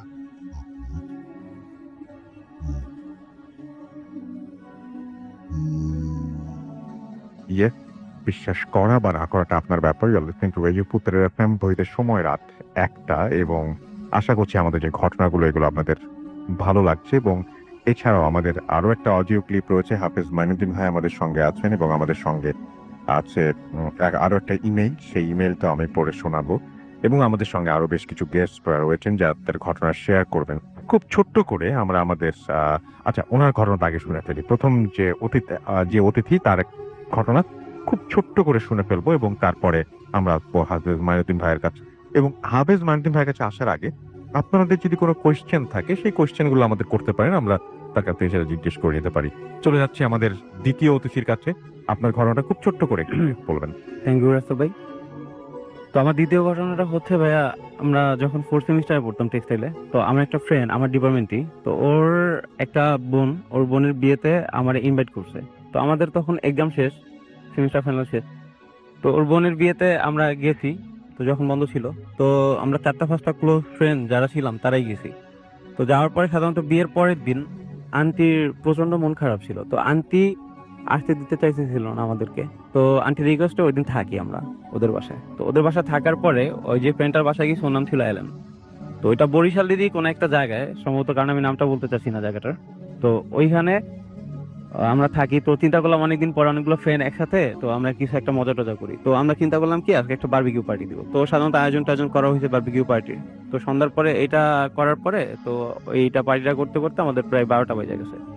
তো 12টা বাজার পরে আমরা ফ্রেন্ডসটা মিলে গল্প করতেছিলাম। তো গল্প করতে করতে এক টাইমে গল্পের ফাঁকে একটা টপিক চলে আসে, ভূতের টপিক। তো ভূতের টপিকের মধ্যে আমাদের একটা ফ্রেন্ড ওর নাম রাশেদ, তো ও বেশি কিউরিওসিটি ছিল ওর বেশি। আর ট্রুডো নামে একটা ফ্রেন্ড ছিল, ওরও মোটামুটি কিউরিওসিটি ছিল। তো ওরা ওই অ্যালেনের জিজ্ঞাসা করতেছে তোদের এখানে কি কোনো ভৌতিক প্লেস আছে? তো অ্যালেন বলতেছে যে হ্যাঁ আছে, একটা শ্মশান আছে, তো ওইখানে নাকি ভূতের অনেক কিছু দেখা যায় শুনছি আগে। তো ওরা বলতেছে যে চল আমরা এখনই যাবো, ওইখানে দেখতে যাব। তো আমার আরেকটা ফ্রেন্ড ফয়সাল, ও বলতেছে থাক যাওয়ার দরকার নেই, আমিও বেশি ইচ্ছুক ছিলাম না যাওয়ার জন্য। তো এবং ওইখানে যে ঘটনাটা ঘটে সেটা তো আপনার নিজের চোখে করেছে, রাইট? হ্যাঁ ওইখানে আমি ঘটেছিল ওইখানে, সেটা বলেন আমাকে একটু। তো যখন আমরা নদীর পাড়ে যাই, মানে শ্মশানটা ছিল নদীর পাড়ে, তো আমরা গল্প করতেছিলাম কিছু ফ্রেন্ড 4-5 জন মিলে বাইরে, আর ওরা আমাদেরকে না জানায় ওই যে রাশেদ আর সুজন আর এলেনকে সাথে নিয়ে ওরা মন্দিরের এই শ্মশানের ভিতরে ঢুকে গেছে। হুম হুম তো শ্মশানটা ছিল 2টা গেট আসল ভাই, একটা পিছনে গেট একটা সামনে গেট। পিছনে গেটটা ছিল একটু ঝোপঝাড় ভাঙা ছিল, সামনে গেটটা খোলা ছিল। তো ওরা ভিতরে যায় নাকি দেখতেছে, পরে ওদের মুখ থেকে আমি যেটা শুনছি, দেখতেছে তখন রাত তো প্রায় 1টা থেকে 1:30 হবে আনুমানিক, তখন নাকি একটা লাশ পোড়ানোর জন্য আছে। আচ্ছা তো 2জন লোক একটা লাশ পোড়ানোর জন্য লাশটা রেডি করতেছে আসলে কাঠটার দিয়ে। তো ওরা অবাক যে এত রাতে লাশ পোড়ানোর তো কোনো কথা না, আর 2জন লোক কেন আসবে লাশ পোড়াইতে। তো ওরা দেখতেছে, তো হঠাৎ করে যখন ওরা এটা খেয়াল করলো যে লাশের গায়ে যখন আগুন ধরায় দেওয়া হয় যে কাছে কাছে আগুন ধরায় দেওয়ার পরে দেখতেছে ওরা হঠাৎ করে ওই লোক 2জন নাই। তো ওরা তো বেশ অবাক, ওরা ভাবলো হয়তো আশেপাশে থাকতে পারে অন্য কোথাও। তো ওরা আসলে দেখতে চাচ্ছে যে আসলে কিভাবে লাশটা পড়ে। তো ওইটা দেখার পরে ওরা দেখতেছে কি রাসেল ভাই, ওরা সবচেয়ে বেশি অবাক হয় যখন লাশের গায়ে আগুন ধরায় দেওয়া হয়, ওরা নাকি ওই লাশটা নাকি আস্তে আস্তে উঠে এরকম বসে পড়ছে। তো বসে পড়ার পরে ওরা তো মানে ওদের বেশ ভয় পাইতেছে। তো ওই লাশটা নাকি জিহ্বাটা বের করে এরকম হা হা করে আসে। হুম হুম তো অ্যালেন যে ও তো স্থানীয় ছিল, ও বুঝে ফেলছে, ও নাকি ওই পরে ওর মুখ থেকে শুনছিলাম ও নাকি চিনছে জিনিসটা। তো ওইটা ছিল এরকম যে ওই যে লাশটা ছিল উনি নাকি ওদের এলাকায় 2 মাস আগে ওনার বউয়ের সাথে ঝগড়া হওয়ার পরে উনি নাকি গলায় ফাঁস দিয়ে মারা গেছিল। হুম হুম তো ও সবচাইতে বেশি ও বুঝার পরে ওই যে সুজন আর রাশেদ বলতে দোস্ত এইখানে এক্সপিরিয়েন্স না, চল এখান থেকে।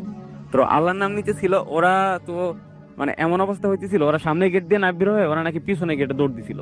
তো এক একজন দৌড় দিছে, এমন অবস্থায় আমরা আবার বাইরে মানে দেখলাম যে ও 10-15 মিনিট ধরে ওদেরকে খুঁজে পাচ্ছি না। তো ওদেরকে আমরা খোঁজ করতে শুরু করলাম। তো আমি ওদেরকে ফোন দিতেছি, ওরা ফোন পিক করতেছে না। তো আমরা বেশ চিন্তিত হয়ে গেলাম। পরে আমরা মন্দিরের ভিতরে যাই আস্তে আস্তে ওদেরকে খুঁজতে খুঁজতে যাই, দেখি যে মানে আমাদের ফোনে টর্চ ছিল, তো টর্চ জ্বালায় রাত্রেবেলা অন্ধকারের মধ্যে ওদেরকে খুঁজতেছি। খুঁজতে খুঁজতে যায় দেখি যে একজন মন্দিরের কোনায় বসে ওই যে অ্যালেন ও কাঁপতেছে মন্দিরের কোনায় বসে, আর যে সুজন ছিল ও আরেকটু সামনে ওই গেটের পিছনে জোপের মধ্যে ও সেন্সলেস অবস্থায় পড়া। তো ওই অ্যালেনকে ধাক্কা দিয়ে বলতেছে কি হয়েছে। তো ও কোনো কথা টথা বলতে পারতেছে না, চুপচাপ। পরে আমরা বুঝতে পারি যে হয়তো বড় খারাপ কিছু দেখছে। পরে ওদেরকে ওইখান থেকে নিয়ে আসি মন্দির থেকে। তো আমরা বাসায় নিয়ে আসি ওর, আর যে সুজন ওরও পানি টানি দিয়ে সেন্স ফিরানোর পরে ওর বাসায় নিয়ে আসি। তো আইসা আর আন্টির কাছে কিছু বলি না, চুপচাপ পড়ে থাকি। তো পরের দিন রাসেল ভাই ওই যে অ্যালেন আর সুজন ওদের প্রচন্ড জ্বর আসে গায়ে। তো গায়ে জ্বর আসার পরে তো আমরা আমাদের সময় হইছে আমরা বাড়িতে চলে আসি, সুজনকে ওই জ্বর অবস্থায় নিয়ে আসি, আরেকটা ফ্রেন্ডকে পাঠিয়ে দিই ওর বাড়িতে পৌঁছানোর জন্য। হুম। তো ওই সুজনের প্রচন্ড জ্বর আছে। পরে ওর নাকি সুজনের এমন অবস্থা হয়েছিল যে ও খাবার দাবার প্রায় বন্ধ হয়ে গেছিল, হুম। খাইতে রাখতে পারতো না, আস্তে আস্তে শুকায় যেত এমন অবস্থা। তো পরে ওরে কোন একটা কবিরাজের কাছে যায় ওর আম্মা নাকি। তো যাওয়ার পরে ওরে জিজ্ঞাসা করে, কবিরাজ নাকি পুরো ঘটনার ডিটেলসটা বলে ওর আম্মারে। আচ্ছা তো এরকম একটা কাহিনী হতো বা ওর লাইফে ঘটছিল। তো এরপরে সুজন ও স্বীকার করে ওর আম্মার কাছে সবকিছু। তো ওরে কিছু মানে একটা গোসলের মতো দেয়, ট্রিটমেন্ট করে, যে 7 ঘাটের পানি এনে ওর গোসল দেয়। আর রাসেল ভাই সবচেয়ে কষ্টদায়ক যেটা, আমাদের যে ফ্রেন্ড অ্যালেন যার বাসায় আমরা গেছিলাম ওর বোনের বিয়েতে, তো ওই ফ্রেন্ডটা 6 মাস পরে নাকি ও নিজে সুইসাইড করে। ও ছিল আমাদের মধ্যে সবচেয়ে মেধাবী একটা ফ্রেন্ড, আচ্ছা আমার ডিপার্টমেন্টের রেজাল্টও খুব ভালো। তো এটা আমাদের কাছে ছিল খুব কষ্টদায়ক একটা ঘটনা ভাই। থ্যাংক ইউ সো মাচ, আপনাকে অনেক ধন্যবাদ। এবং আমি চলে যাবো এখন হাফেজ মাইনুদ্দিন ভাইয়ের কাছে, এবং আশা করছি যে আপনারা সবাই আমাদের সঙ্গে পুরোটা সময় আছেন। এবং মাইনুদ্দিন ভাইয়ের একটা ঘটনা আমরা শুনে আসবো এই মুহূর্তে। মাইনুদ্দিন ভাই বলেন যে কোন ঘটনাটি আপনি বলবেন এখন, এবং সেটি কি? জি আরেকবার বলতে হবে কাইন্ডলি। আসসালামু আলাইকুম। ওয়ালাইকুম আসসালাম। ঘটনা আমি বলবো, স্বপ্নের মাধ্যমে যে মানুষের দেখা করে সে বিষয়টা নিয়ে আমাকে একটা লোক এই কথাটা বলছে। হুম হুম গত সপ্তাহে আমাদের প্রোগ্রামটাতে ছিল, তারপর আমার সাথে এই লোকটা শেয়ার করে এরকম। উনি মধ্যবয়সী একটি লোক, উনি সাংসারিক কিছু অশান্তির কারণে তো তার পরিকল্পনা ছিল সে আত্মহত্যা করবে। তার প্রেশান অশান্তি, তো তার পরিকল্পনা ছিল যে আমি আত্মহত্যা করব, আত্মহত্যা করলে আমি সব কষ্ট থেকে মানে ভালো থাকবো। তার এটাই চিন্তা ভাবনা ছিল যে আমি আর দুনিয়াতে থাকবো না, আমি চলে যাব।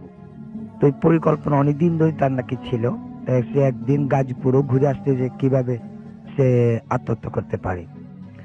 আত্মহত্যা যেদিন করবে এর 2 দিন আগে সে খুব ভালোভাবে নামাজ পড়ে এবং সবার সাথে ভালো ব্যবহার করে, কথাবার্তা ভালো বলে, এবং সে দড়ি কিনে নিয়ে আসে। সেরকম চিন্তা করলো যে আমি রাত্রেবেলা যাব, দেরি করে, যেন রাত 1টা-2টার দিকে আমি গাছের মধ্যে ঝুলে ফাঁস দিয়ে মরে যাব।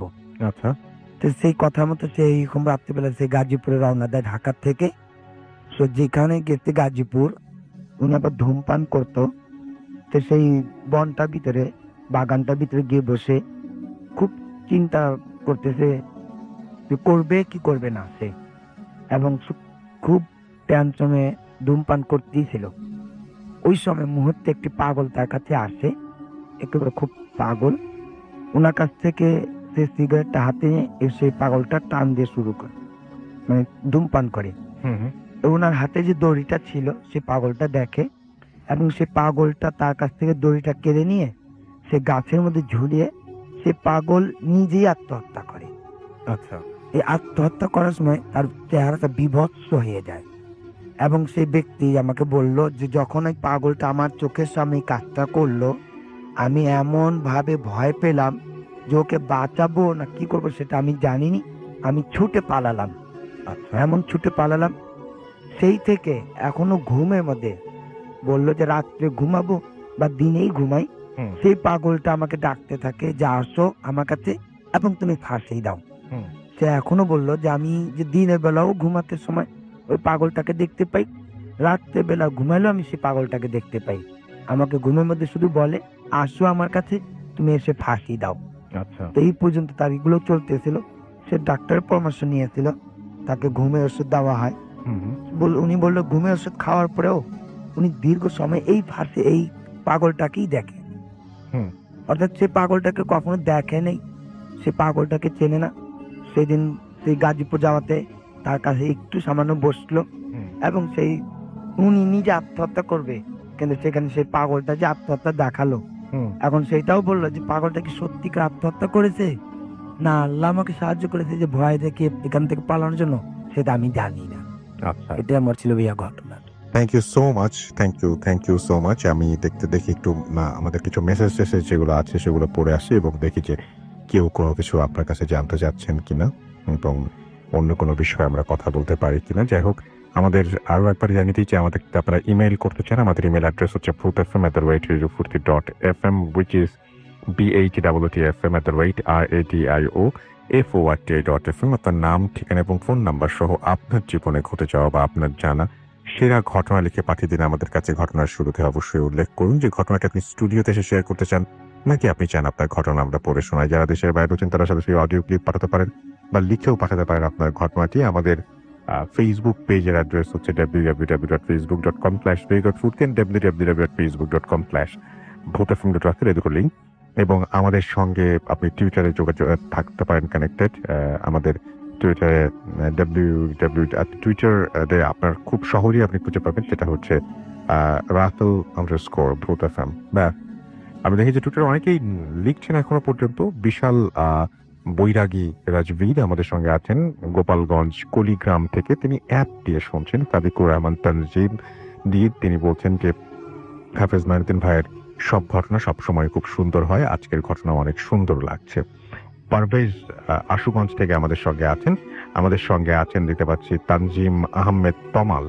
এবং ঘটনা পাঠানোর পর ঘটনা নেওয়া না হলে আমি বুঝবো কিভাবে আপনার ঘটনাটি আমরা যদি সিলেক্ট করি, তাহলে যারা স্টুডিওতে আসেন তাদের হয়তো ডাকতে একটু দেরি হয়, কিন্তু আপনার ঘটনা যদি সিলেক্টেড হয় আপনার মানে আপনি নিজেই, আমরা সাধারণত ইমেইল দিয়ে জানিয়ে দেই কোনো সময় আমরা হয়তো সেটা সম্ভব না হলে মোটামুটি 1 মাসের মধ্যে ঘটনাটা পড়া হয়ে যায় আমার কাছে মনে হয় তাই। এবং সেটা যদি না হয় তাহলে আপনার আরো একবার পাঠাতে হবে। এমডি আরিফুর রহমান আমাদের সঙ্গে আছেন এবং তিনি বলছেন যে অডিও ক্লিপটা ভয়ের ছিল। আমাদের সঙ্গে আছেন দেখতে পাচ্ছি। এছাড়াও আমাদের সঙ্গে আকাশ হালদার এবং বৃষ্টির সাথে ভূত FM। আজ সত্যি খুব দারুণ লাগছে, ঘটনাগুলো খুবই চমৎকার। আমাদের সঙ্গে আছেন নিলয় আহমেদ, লাভ ইউ ভূত FM। ফাইজুল্লাহ ইবনে হাবিবুল্লাহ আমাদের সঙ্গে আছেন, মিরপুর ঢাকা থেকে শুনছেন। আমাদের সঙ্গে আছেন দেখতে পাচ্ছি সাইফুল ইসলাম SR, আমাদের সঙ্গে আছেন শরীফুল ইসলাম অন্তর, আমাদের সঙ্গে আছেন দেখতে পাচ্ছি এছাড়াও আরো অনেকে। এবং MNR নাইম আমাদের সঙ্গে আছেন, নিলয় আহমেদ আমাদের সঙ্গে আছেন দেখতে পাচ্ছি এছাড়াও আবরার আহমেদ রাজু সহ আরো অনেকে। আমাদের যে ভূত FM এর পেজটা সেখানে আছেন দেখতে পাচ্ছি লাস্ট বেঞ্চের ব্রিলিয়ান্ট স্টুডেন্ট ওকে শিমুল হাসান আমাদের সঙ্গে আছেন। এবং তিনি বলছেন যে পাগলের যে স্টোরিটা মানে মাইনুদ্দিন ভাইকে যেটা শুনলেন এটা তার কাছে ভয়ের লেগেছে। এবং আমাদের সঙ্গে আরো অনেকেই এই মুহূর্তের রেডিও ফুর্তির পেজেও যুক্ত আছেন অ্যালেক্স, আমাদের সঙ্গে আছেন রানা শেখ, আমাদের সঙ্গে এই মুহূর্তে আছেন দেখতে পাচ্ছি কিনার আউরিদ, এবং ঘুমের মধ্যে মনে হয় আকাশ থেকে পড়লাম। এর কারণে যদি আপনার মনে হয় একটু টায়ার্ড থাকার জন্য বা একটু অসুস্থ থাকলে এরকম ধরনের ঘটনা কিন্তু ঘটে। উইশ। আচ্ছা, আমাদের সঞ্জু আমাদের সাথে আছেন, অডিও ক্লিপটা ভালো লেগেছে। এমনি মিশুক ইসলাম আমাদের সঙ্গে আছেন, ইব্রাহিম ইসলাম লিটন, অডিও ক্লিপটি দারুণ ছিল। সৌমিত্র সাহা আমাদের সাথে আছেন, কেমন আছেন, খুলনা থেকে বলছেন। আর রিকি আহমেদ মুন্না আমাদের সঙ্গে আছেন খুলনা থেকে। যেহেতু বলছেন আমরা তো ভালো আছি, আপনিও ভালো আছেন এটাই আশা করবো, যেহেতু শুনছেন। শাহরিয়ার ইমতিয়াজ খান আমাদের সঙ্গে আছেন, এবং আমাদের সঙ্গে আছেন দেখতে পাচ্ছি S K Ashik Mahmud, MD Shawon আমাদের সঙ্গে আছেন, রনি আমাদের সঙ্গে আছেন। অডিও ক্লিপগুলো জোস তাই লিখেছেন। তাইম আকন্দ অনন্ত আমাদের সঙ্গে আছেন। ঠান্ডা ওয়েদারে ভূত এফএম অনেক জমেছে। আমাদের সঙ্গে আছেন এমজি মারুফ, অভি, সৌমিত্র সাহা সহ আরো অনেকেই কিন্তু এই মুহূর্তে আমাদের সঙ্গে আছেন। এবং আমাদের যে রেডিও ফুর্তির পেজটা সেটা হচ্ছে www.facebook.com/radio.furti, এবং ভূত এফএমের তো আমি একটু আগেই বলেছি ভূত এফএমের যে পেজটা সেটা নিয়ে একটু পরে আবারও ফিরে আসবো।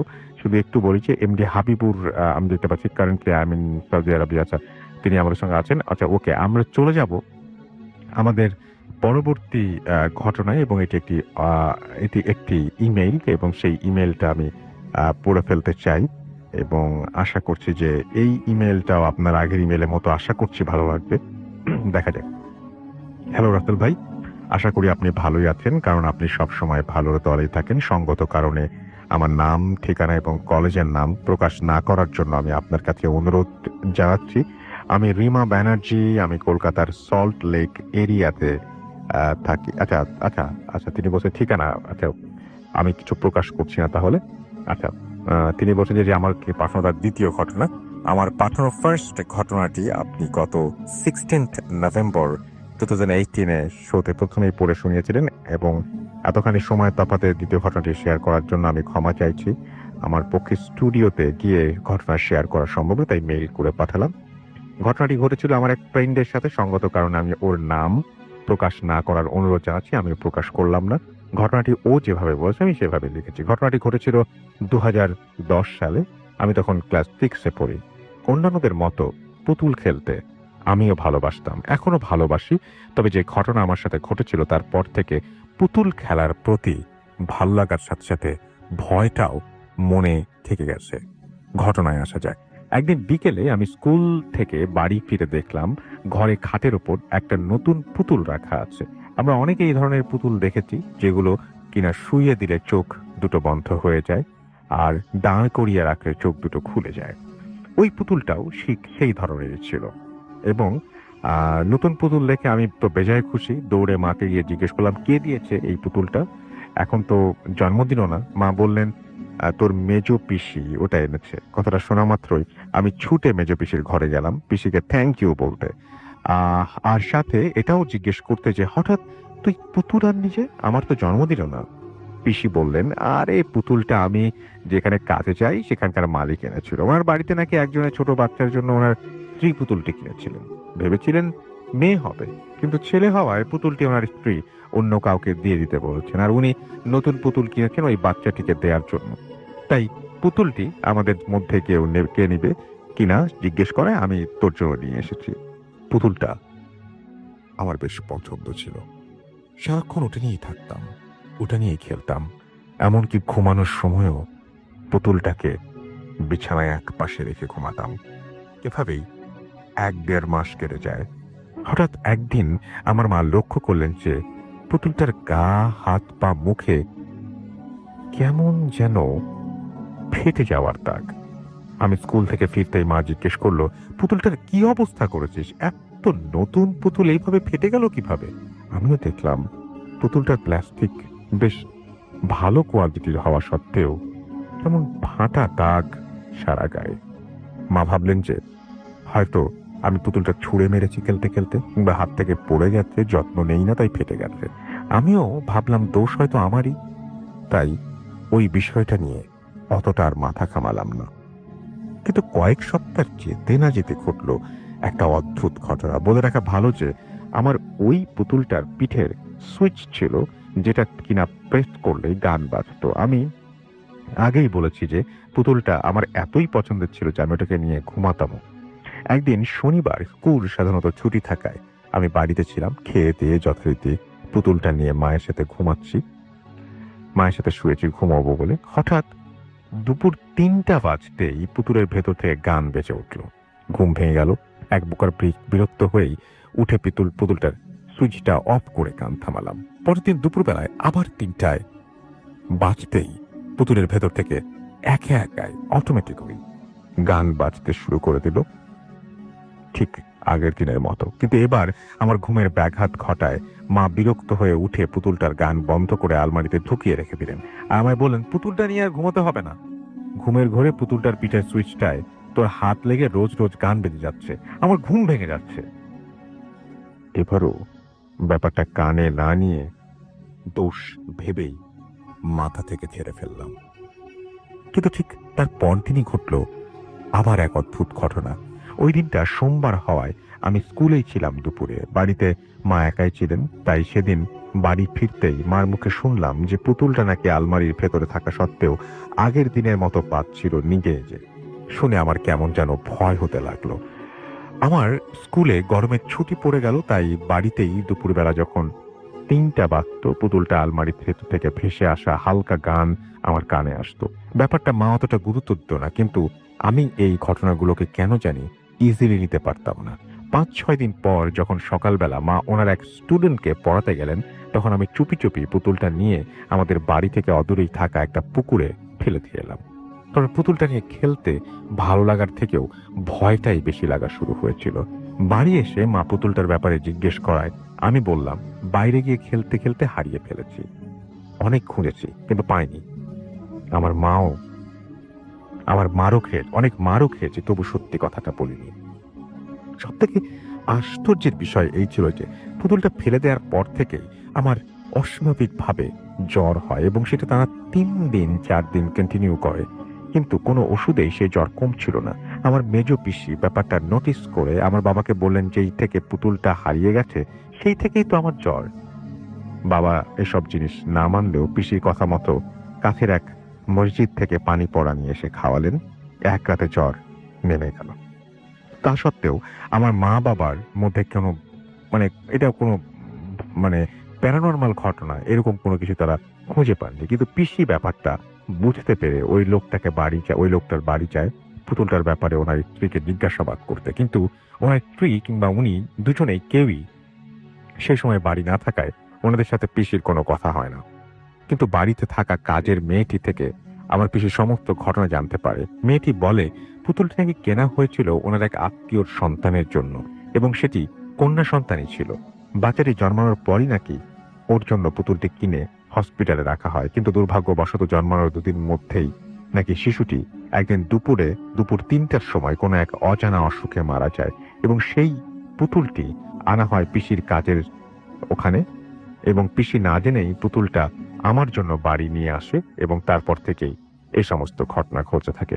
অবশ্য পুতুলটি ফেলে দেবার পর আর তেমন কিছু হয়নি।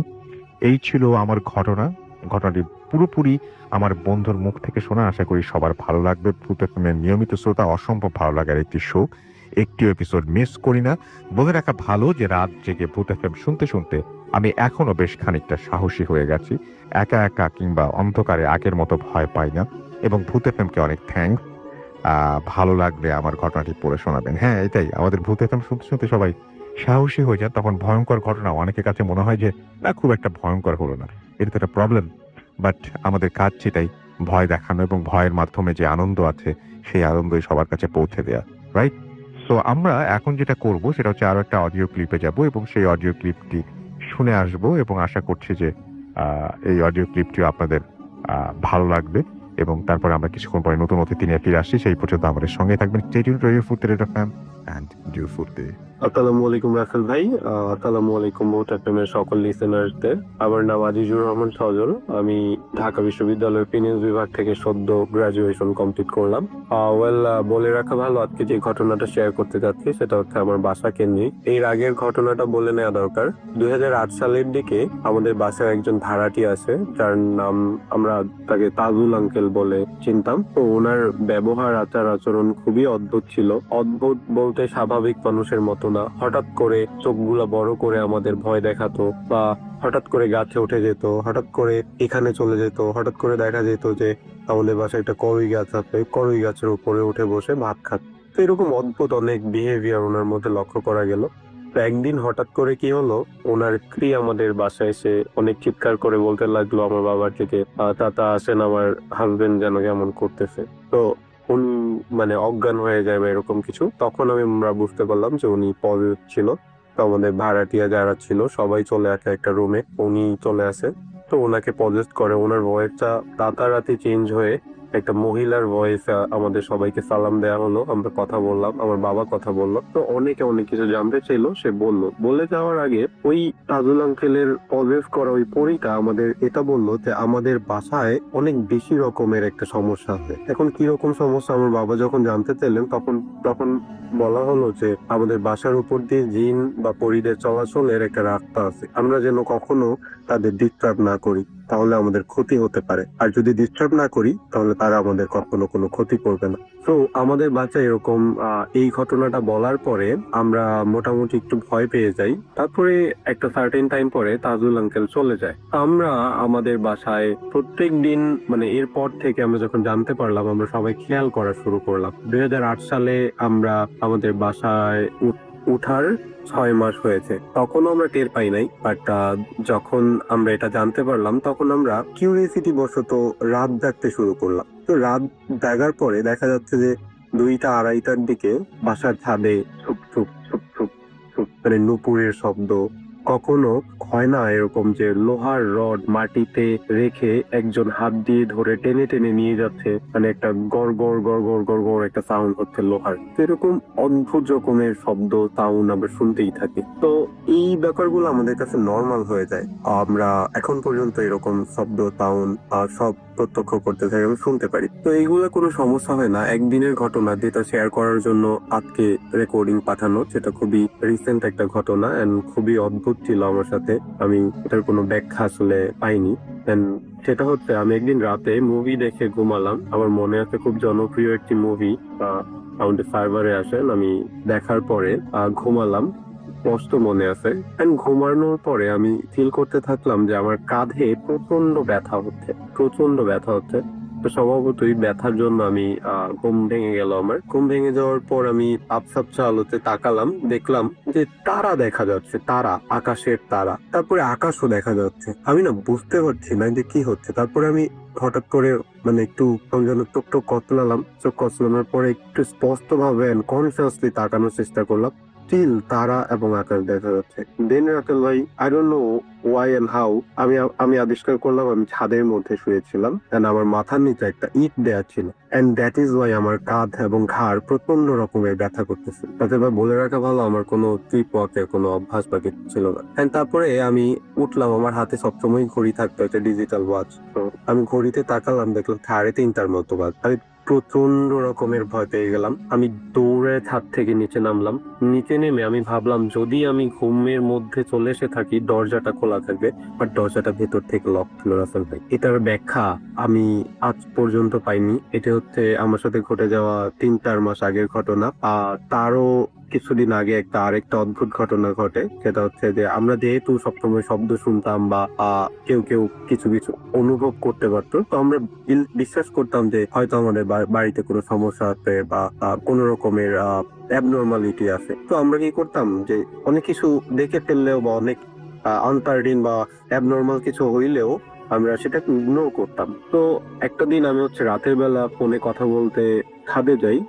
একটু অলমোস্ট 1টা 1:30 এরকম বাজে, আমি ফোনে কথা বলতে যাই। তো ছাদে যাওয়ার পরে আমি কথা বলার 5 মিনিট পর দেখতে পেলাম কোনো বাতাস নাই, কিছু নাই। আমাদের ছাদের যে এক্সট্রা রড গুলা বা মানে উপরে আরেক তালা বাড়ানোর জন্য যে কিছু রড থাকে যেগুলো ইউজ করা হয় পরে যখন বাড়ি বানানো হবে, আরো বড় করা হবে, তো উপরের রড গুলা টং টং টং টং করে কাঁপতে থাকে, টং টং টং টং করে কাঁপতে থাকেন, অনেক বেশি পরিমাণে কাঁপতে থাকে, যেটাকে স্বাভাবিক কাঁপুনি মনে হবে না, যে বাতাসের জন্য রাসেল ভাই বিশ্বাস করবেন না, আমার ভেতরটা পুরো নড়ে উঠে। আমি ভয়ে কিছু করতে পারি না, যে ফোনের ওই পাশে আমি ফোনের মধ্যে এমন একটা ভাব করতে থাকি, ফোনে কথা বলতে বলতেই বলতে থাকি যে আর 5 মিনিট পরেই চলে যাব। তো যখনই আমি বললাম যে আর 5 মিনিট পরে চলে যাব, শব্দ বা বাতাসে এই রড গুলো নড়া বন্ধ হয়ে গেল। আমি কথা বলতে থাকলাম, আমি যেহেতু বুঝতে পারলাম যে আমাদের বাসায় একটু মানে অ্যাবনর্মালিটি আছে, বা আমাদের তো এখন পর্যন্ত কোনো ক্ষতি করে নাই, তো ওই ভরসায় আমি কথা বলতে থাকলাম। আমার খেয়াল ছিল না কতক্ষণ কথা বললাম। ঠিক 10 মিনিট বা 15 মিনিট পরে মানে আবার টং টং টং টং টং টং করে শব্দ শুরু হয়। তখন আমি আসলে বুঝতে পারলাম যে আসলে আমার বুঝতে এখন চলে যাওয়া উচিত। তো আমি কোনো কিছু করলাম না, ফোনটা পকেটে নিয়ে সুন্দর করে ছাদ থেকে নেমে চলে আসলাম। রাসেল ভাই, এছাড়াও আমাদের বাড়িতে অনেক রকমের ঘটনা, আরো কিছু প্রত্যক্ষ জিনিসপত্র হয়েছে, আজকে সময়ের অভাবে বলতে পারলাম না। যদি আমার ঘটনা আপনার একটু পছন্দ হয়ে থাকে, আপনি আমাকে কল করতে পারবেন, বা আপনি আমাকে টেক্সট দিতে পারবেন। শুভকামনা ভূতের জন্য। Welcome back. শুনছেন রেডিও ফুটেজ FM। আমি রাতারাতির সাথে ঘড়িতে সময় রাখ 1:29 আর চলছে ভূত FM। এই মুহূর্তে আমাদের অতিথিরা আমাদের সঙ্গে আছেন এবং আমি চলে যাব আমাদের নতুন অতিথি একজন জয়েন করেছেন তার কাছে। আপনার নামটা প্লিজ একটু বলবেন, কোথা থেকে এসেছেন, তারপর আপনার ঘটনায় যাব। হাই লিসেনার, আমি ইনজামাম উল হক, আমি মেডিকেল টেকনোলজিস্ট। সেই সাথে আমার বড় ভাই সুজন ভাই, জয়, এরা সবাই শুনছে, সবাইকে আপনার ঘটনাটা বলেন। আসলে আমার ঘটনা গ্রাম্য একটা ঘটনা, আমার চাচার সাথে ঘটা। তো আমি যখন ছোট, তখন এক্সাক্ট আমার বয়সটা মনে নাই, আমার কাছ থেকে ঘটনাটা শোনা। তো আমার চাচা এখন মারা গেছে, অনেকদিন হলো মারা গেছে। তখন আমার চাচা মাঠে গরু চড়াইতে যাইতো। তো একদিন আমার চাচা যথারীতি মানে মাঠে গরু চড়াইতে গেছে।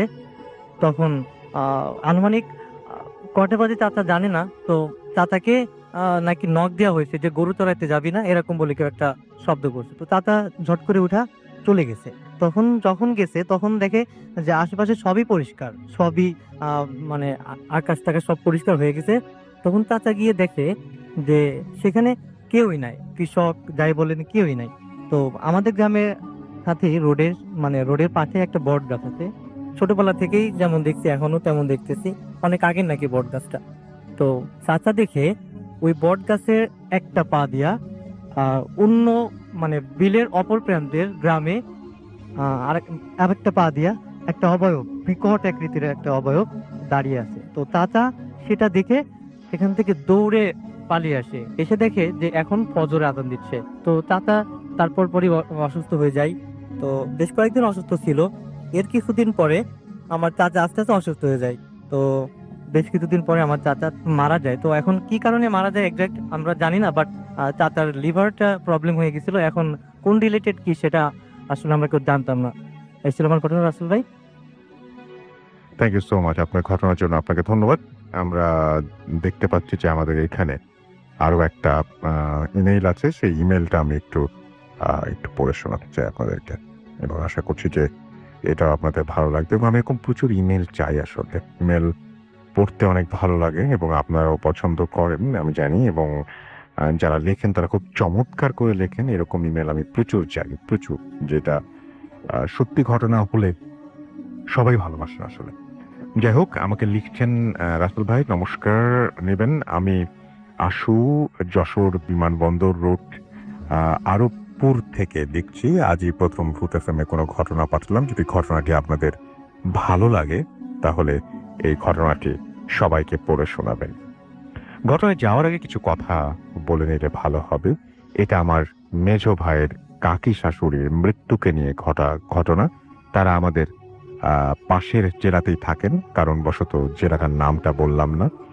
মূল ঘটনায় যাবার আগে কিছু কথা বলে রাখি। আমাদের হিন্দুদের মৃত ব্যক্তিকে যারা শ্মশানে নিয়ে যায়, তাদেরকে কাঠোরে বলে।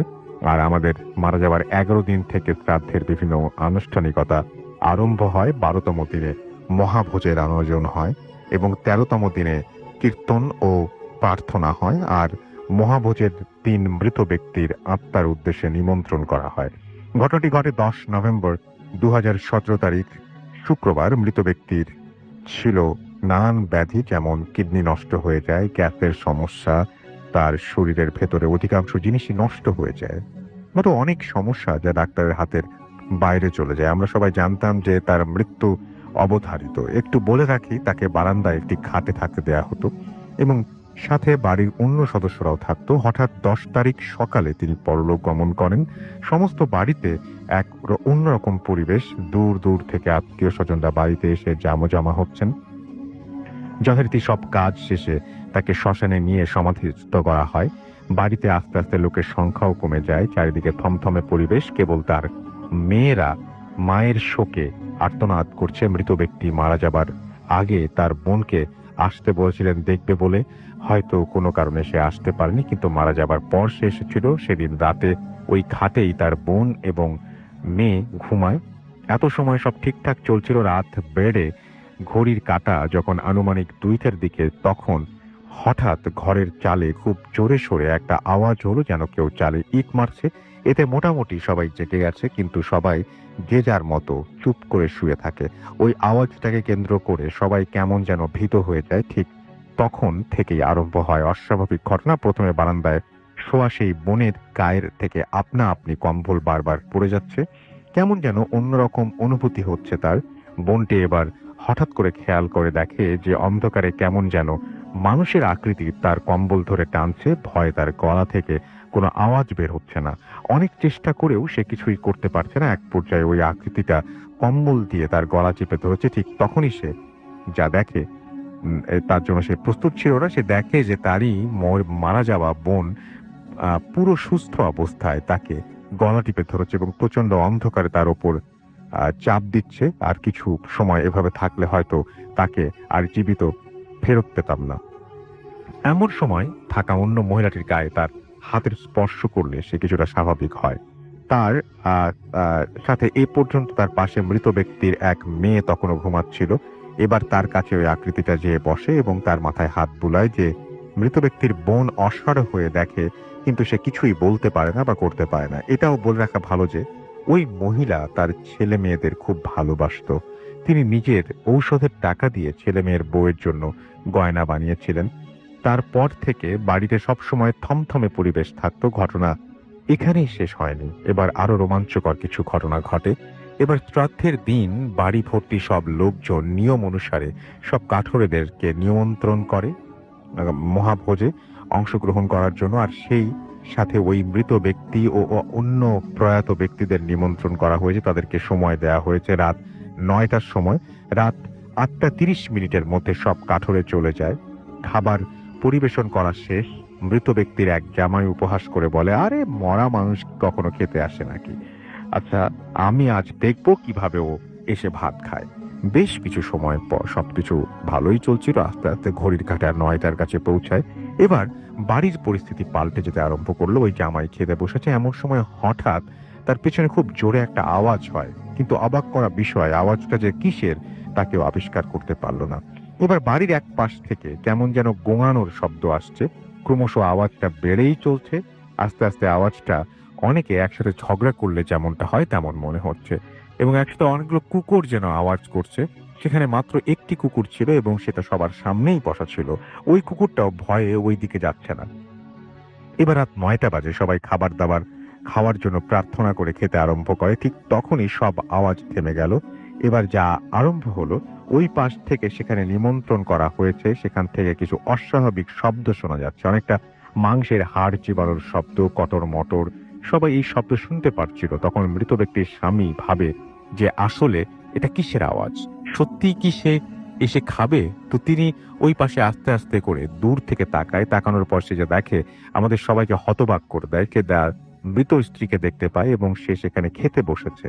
সেখানে মৃত ব্যক্তিকে নিমন্ত্রণ করা হয়েছিল যেখানে সেখানে, এবং এটা তিনি শুধু দেখেননি, বাড়ির অন্য লোকেরাও দেখে। এবং বাড়িতে যত লোক ছিল তারা সবাই প্রচন্ডভাবে ভয় পেয়ে যায়। এভাবে বিভিন্ন ভীতিকর পরিবেশের মধ্য দিয়ে কাটে সারা রাত। তারপর থেকে আর তেমন কিছু ঘটেনি। এখন পর্যন্ত সবই ঠিকঠাক আছে। মৃত ব্যক্তির আসার প্রমাণ পাওয়ার জন্য ওই জায়গায় পাতলা করে মাটির প্রলেপ দেওয়া হয়, যাতে কেউ আসলে তার পায়ের ছাপ পড়ে যাবে। পরদিন সেখানে পায়ের ছাপ পাওয়া যায়, মানুষের মতো পরিপাটি হয়ে খাওয়া ও অনেক নমুনাও পাওয়া যায়। এবং আমি নিজে না থাকলে হয়তো কখনো বিশ্বাস করতাম না এটা তাদের বাড়ির মধ্যে ঘটে যাওয়া ঘটনা। এবং অনেকে অবিশ্বাস করতে পারেন এবং বিশ্বাস নাও করতে পারেন, কিন্তু আমি নিজেই ঘটনার প্রমাণ। ভালো থাকবেন। কিছুদিন আগেও আবার একটা ঘটনা ঘটেছে, সময় করে লিখে পাঠাবো।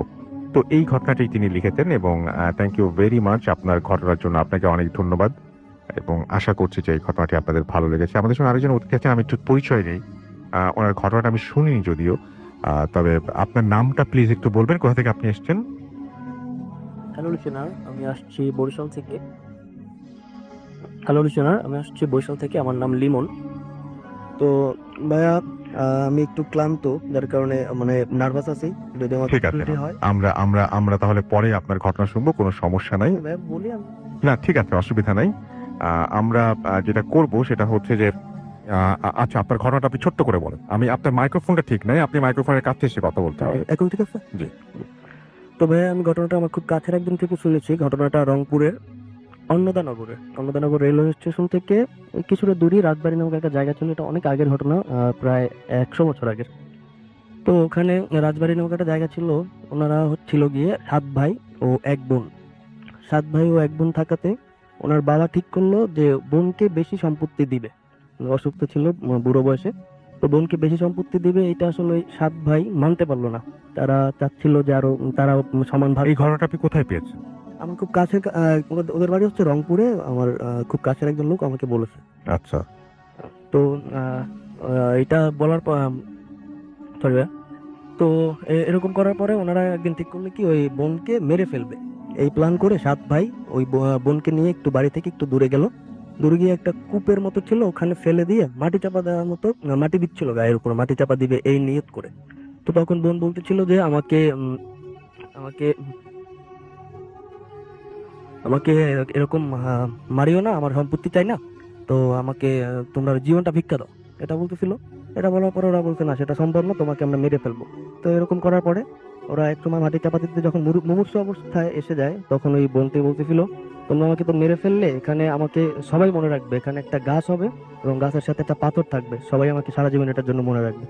তো এই এক পর্যায়ে হয় কি ভাই, ওই রাজবাড়ির সবাই মারা যায়, রাজবাড়িটা পরিত্যক্ত হয়ে যায়। পরিত্যক্ত হয়ে যাওয়ার পর ঘটে আসল ঘটনা। যখন ওই রাজবাড়িটা পরিত্যক্ত হয়ে যায়, ওখানে কেউ যেতে পারতো না। ওখানে 7টা দিঘি ছিল, ওই 7 ভাইয়ের 7টা দিঘি ছিল। 7 দিঘির পার বলে ওটা, ওখানকার সবাই চিনে, খুব পপুলার একটা জায়গা, সবাই চিনে। তো মারা যাওয়ার পরে ওখানে যদি লোকজন যেত ভাইয়া, এমন হয়েছে কারো মাথা মাটির মধ্যে পুঁতে ফেলতে, তো মারা গেছে, এরকম লাশ পাওয়া গেছে। পশু পাখি পশু পাখি মারা গেছে, এরকম পাওয়া গেছে। তো এরপরে হয়েছে কি ভাইয়া, একদম পরিত্যক্ত অবস্থা 1980 সালের দিকে বাড়িটা ভেঙে ফেলা হয়। ওখানে এখন আর তেমন বাড়ি টাড়ি নাই। ওই দিঘিগুলো ভরে আপনার ইয়া করা হয়, ওখানে এখন জমি চাষ করা হয়। কিন্তু ভাই ওই যে গাছের কথা বলেছিল, ওই বোনটা মারা যাওয়ার পরে ওখানে একটা গাছ হয় এবং গাছের সাথে ছোট থাকা অবস্থায় গাছে একটা ছোট্ট পাথর হয়। এই গাছটা আস্তে আস্তে এখন বড় হচ্ছে। 2015 সালের দিকে ওরা দেখে আসছে গাছটা অনেক বড় হয়েছে এবং পাথরটা বাড়তে বাড়তে প্রায় 4-4.5 ফুট হয়ে গেছে।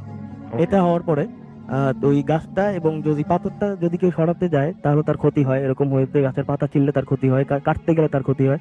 এবার একটা ছেলে ওই পাথরটা নোংরা করছিল, তো ছেলেটা খুব অসুস্থ হয়ে পড়ে। ওর অনেক চিকিৎসা করা হয়, কয়েক মাস অসুস্থ ছিল, কবিরাজ ডাক্তার দেখায় টাকায়, পরে ছেলেটা সুস্থ হয়। এখনো গাছটা আছে ওখানে অ্যাভেলেবেল, যদি কেউ জানতে চায় ওখানে যেতে পারে। এই ছিল আমার ঘটনা ভাইয়া। Thank you so much. আমরা আজকে হাতে একদমই সময় নেই, আমরা ছোট্ট করে একটু দেখি যে আমাদের সঙ্গে আছেন MSH99, MD আরিফুর রহমান আমাদের সঙ্গে আছেন, রতন আমাদের সঙ্গে আছেন, আরো অনেকেই টুইটারে দেখতে পাচ্ছি আমাদের সঙ্গে আছেন, এতক্ষণ পর্যন্ত ছিলেন। থ্যাংক ইউ ভেরি মাচ আমাদের সঙ্গে থাকার জন্য। আমাদের সঙ্গে এছাড়াও রেডিও ফুটি যে পেজটা, সেই পেজেও দেখতে পাচ্ছি অনেকে আছেন এবং আমাদের সঙ্গে এই মুহূর্তে আছেন দেখতে পাচ্ছি বিষাক্তহীন আল মামুন রাব্বি আমাদের সঙ্গে আছেন শরীয়তপুর থেকে, এমডি মাসুক চাঁপাইনবাবগঞ্জ থেকে আসেন, এস এম রনি আছেন আমাদের সঙ্গে, আল মামুন রাব্বি আমাদের সঙ্গে আছেন, তানহা তাবাসসুম রিয়া আমাদের সঙ্গে আছেন, এমডি রানা আমাদের সঙ্গে আছেন, এম মামুনুর রশিদ মামুন আমাদের সঙ্গে আছেন, আমাদের সঙ্গে আছেন মোহাম্মদ ইব্রাহিম নাইম আমাদের সঙ্গে আছেন, দেখতে পাচ্ছি কাচের পুতুল আমাদের সঙ্গে আছেন, সুখ সহ আরো অনেকে। থ্যাংক ইউ সো মাচ আমাদের সঙ্গে এতক্ষণ পর্যন্ত থাকার জন্য। আমাদের সঙ্গে এই মুহূর্তে ভূত এসএমের যে পেজটা, সেখানে আছেন মইনুর সাগর গোপালগঞ্জ থেকে, আমাদের সঙ্গে আছেন সালমান উদ্দিন, আমাদের সঙ্গে আছেন দেখতে পাচ্ছি আরো অনেকেই এই মুহূর্তে। এবং থ্যাংক ইউ ভেরি মাচ যারা এতক্ষণ পর্যন্ত আমাদের সঙ্গে ছিলেন। আমি আরো একবার বলি, আমাদের ইমেল অ্যাড্রেস হচ্ছে bhutfm@radiofurti.fm, which is BHTTFM@radioforti.fm। আপনার নাম, ঠিকানা এবং ফোন নাম্বার সহ আপনার জীবনে ঘটে যাওয়া বা আপনার জানা সেরা ঘটনা লিখে পাঠিয়ে দিতে পারেন আমাদের কাছে। ঘটনার শুরুতে অবশ্যই উল্লেখ করুন যে ঘটনাটি আপনি স্টুডিওতে এসে শেয়ার করতে চান, নাকি আপনি চান আপনার ঘটনা আমরা পড়ে শোনাই। যারা দেশের বাইরে আছেন তারা সরাসরি অডিও ক্লিপ পাঠাতে পারেন বা লিখেও পাঠাতে পারেন আপনার ঘটনাটি। চমৎকার লেখেন অনেকে এবং সেই ঘটনাগুলো আমি বেশি বেশি করে চাই, এবং স্টুডিওতেও প্রচুর আসেন, সেটাও আমরা চাই। এবং আমাদের দেখতে পাচ্ছি তনিমেশ রয় লিখেছেন, মংলা থেকে শুনছি এই মুহূর্তে প্রচন্ড ঝড় হচ্ছে মংলাতে। আপনাদের সবার জন্যই আপনারা সবাই নিরাপদে থাকেন সেই প্রার্থনাই করি এবং সুস্থ থাকেন সেই প্রার্থনাই করি। ইমন খান হৃদয় আমাদের সঙ্গে আছেন, তানভীর আহমেদ প্রান্ত আমাদের সঙ্গে আছেন, এমডি সবাদ হোসেন আমাদের সঙ্গে আছেন, নাজমুল ইসলাম আমাদের সঙ্গে আছেন ঝিনাইদহ থেকে, সিয়াম রামিস আমাদের সঙ্গে আছেন, মিশকাত আমাদের সঙ্গে আছেন, আমাদের সঙ্গে আছেন এ বি হাসান রনি, আমাদের সাথে আছেন পান্থ প্রহিত সরকার, আমাদের সঙ্গে আছেন এমডি মিশুক, আমাদের সঙ্গে আছেন দেখতে পাচ্ছি রকিবুল ইমতিয়াজ, ইমন খান হৃদয় আমাদের সঙ্গে আছেন, রকিবুল ইমতিয়াজ আমাদের সঙ্গে আছেন, মইনুর সাগর আমাদের সঙ্গে আছেন, জিকো রয় আমাদের সঙ্গে আছেন, ফাইম আমাদের সঙ্গে আছেন, আমাদের সঙ্গে আছেন রাকিব হাসান, হাসিবুল হাসান, জোবায়ের আহমেদ রোমিও আমাদের সঙ্গে আছেন, আমাদের সঙ্গে আরো অনেকেই আছেন। থ্যাংক ইউ ভেরি মাচ আমাদের সঙ্গে থাকার জন্য, এবং এতক্ষণ পর্যন্ত যারা শুনলেন আমাদেরকে তাদেরকে অনেক অনেক ধন্যবাদ। কথা হবে আবারও আগামী শুক্রবার, এবং তখন রমজান মাস শুরু হচ্ছে আমাদের এখানে এবং সমস্ত পৃথিবীতেই। আপনাদের সবাইকে পবিত্র রমজানের অগ্রিম শুভেচ্ছা এবং আপনাদেরকে আশা করছি যে আমরা আগামী শুক্রবারে আবারও পাবো এবং চমৎকার কিছু ঘটনা নিয়ে, চমৎকার কিছু অতিথি নিয়ে আবারও ফিরে আসবো। সেই পর্যন্ত সবাই ভালো থাকুন, সুস্থ থাকুন, সুন্দর থাকুন, মোস্ট ইম্পর্টেন্টলি ফুর্তিতে থাকুন। টাটা।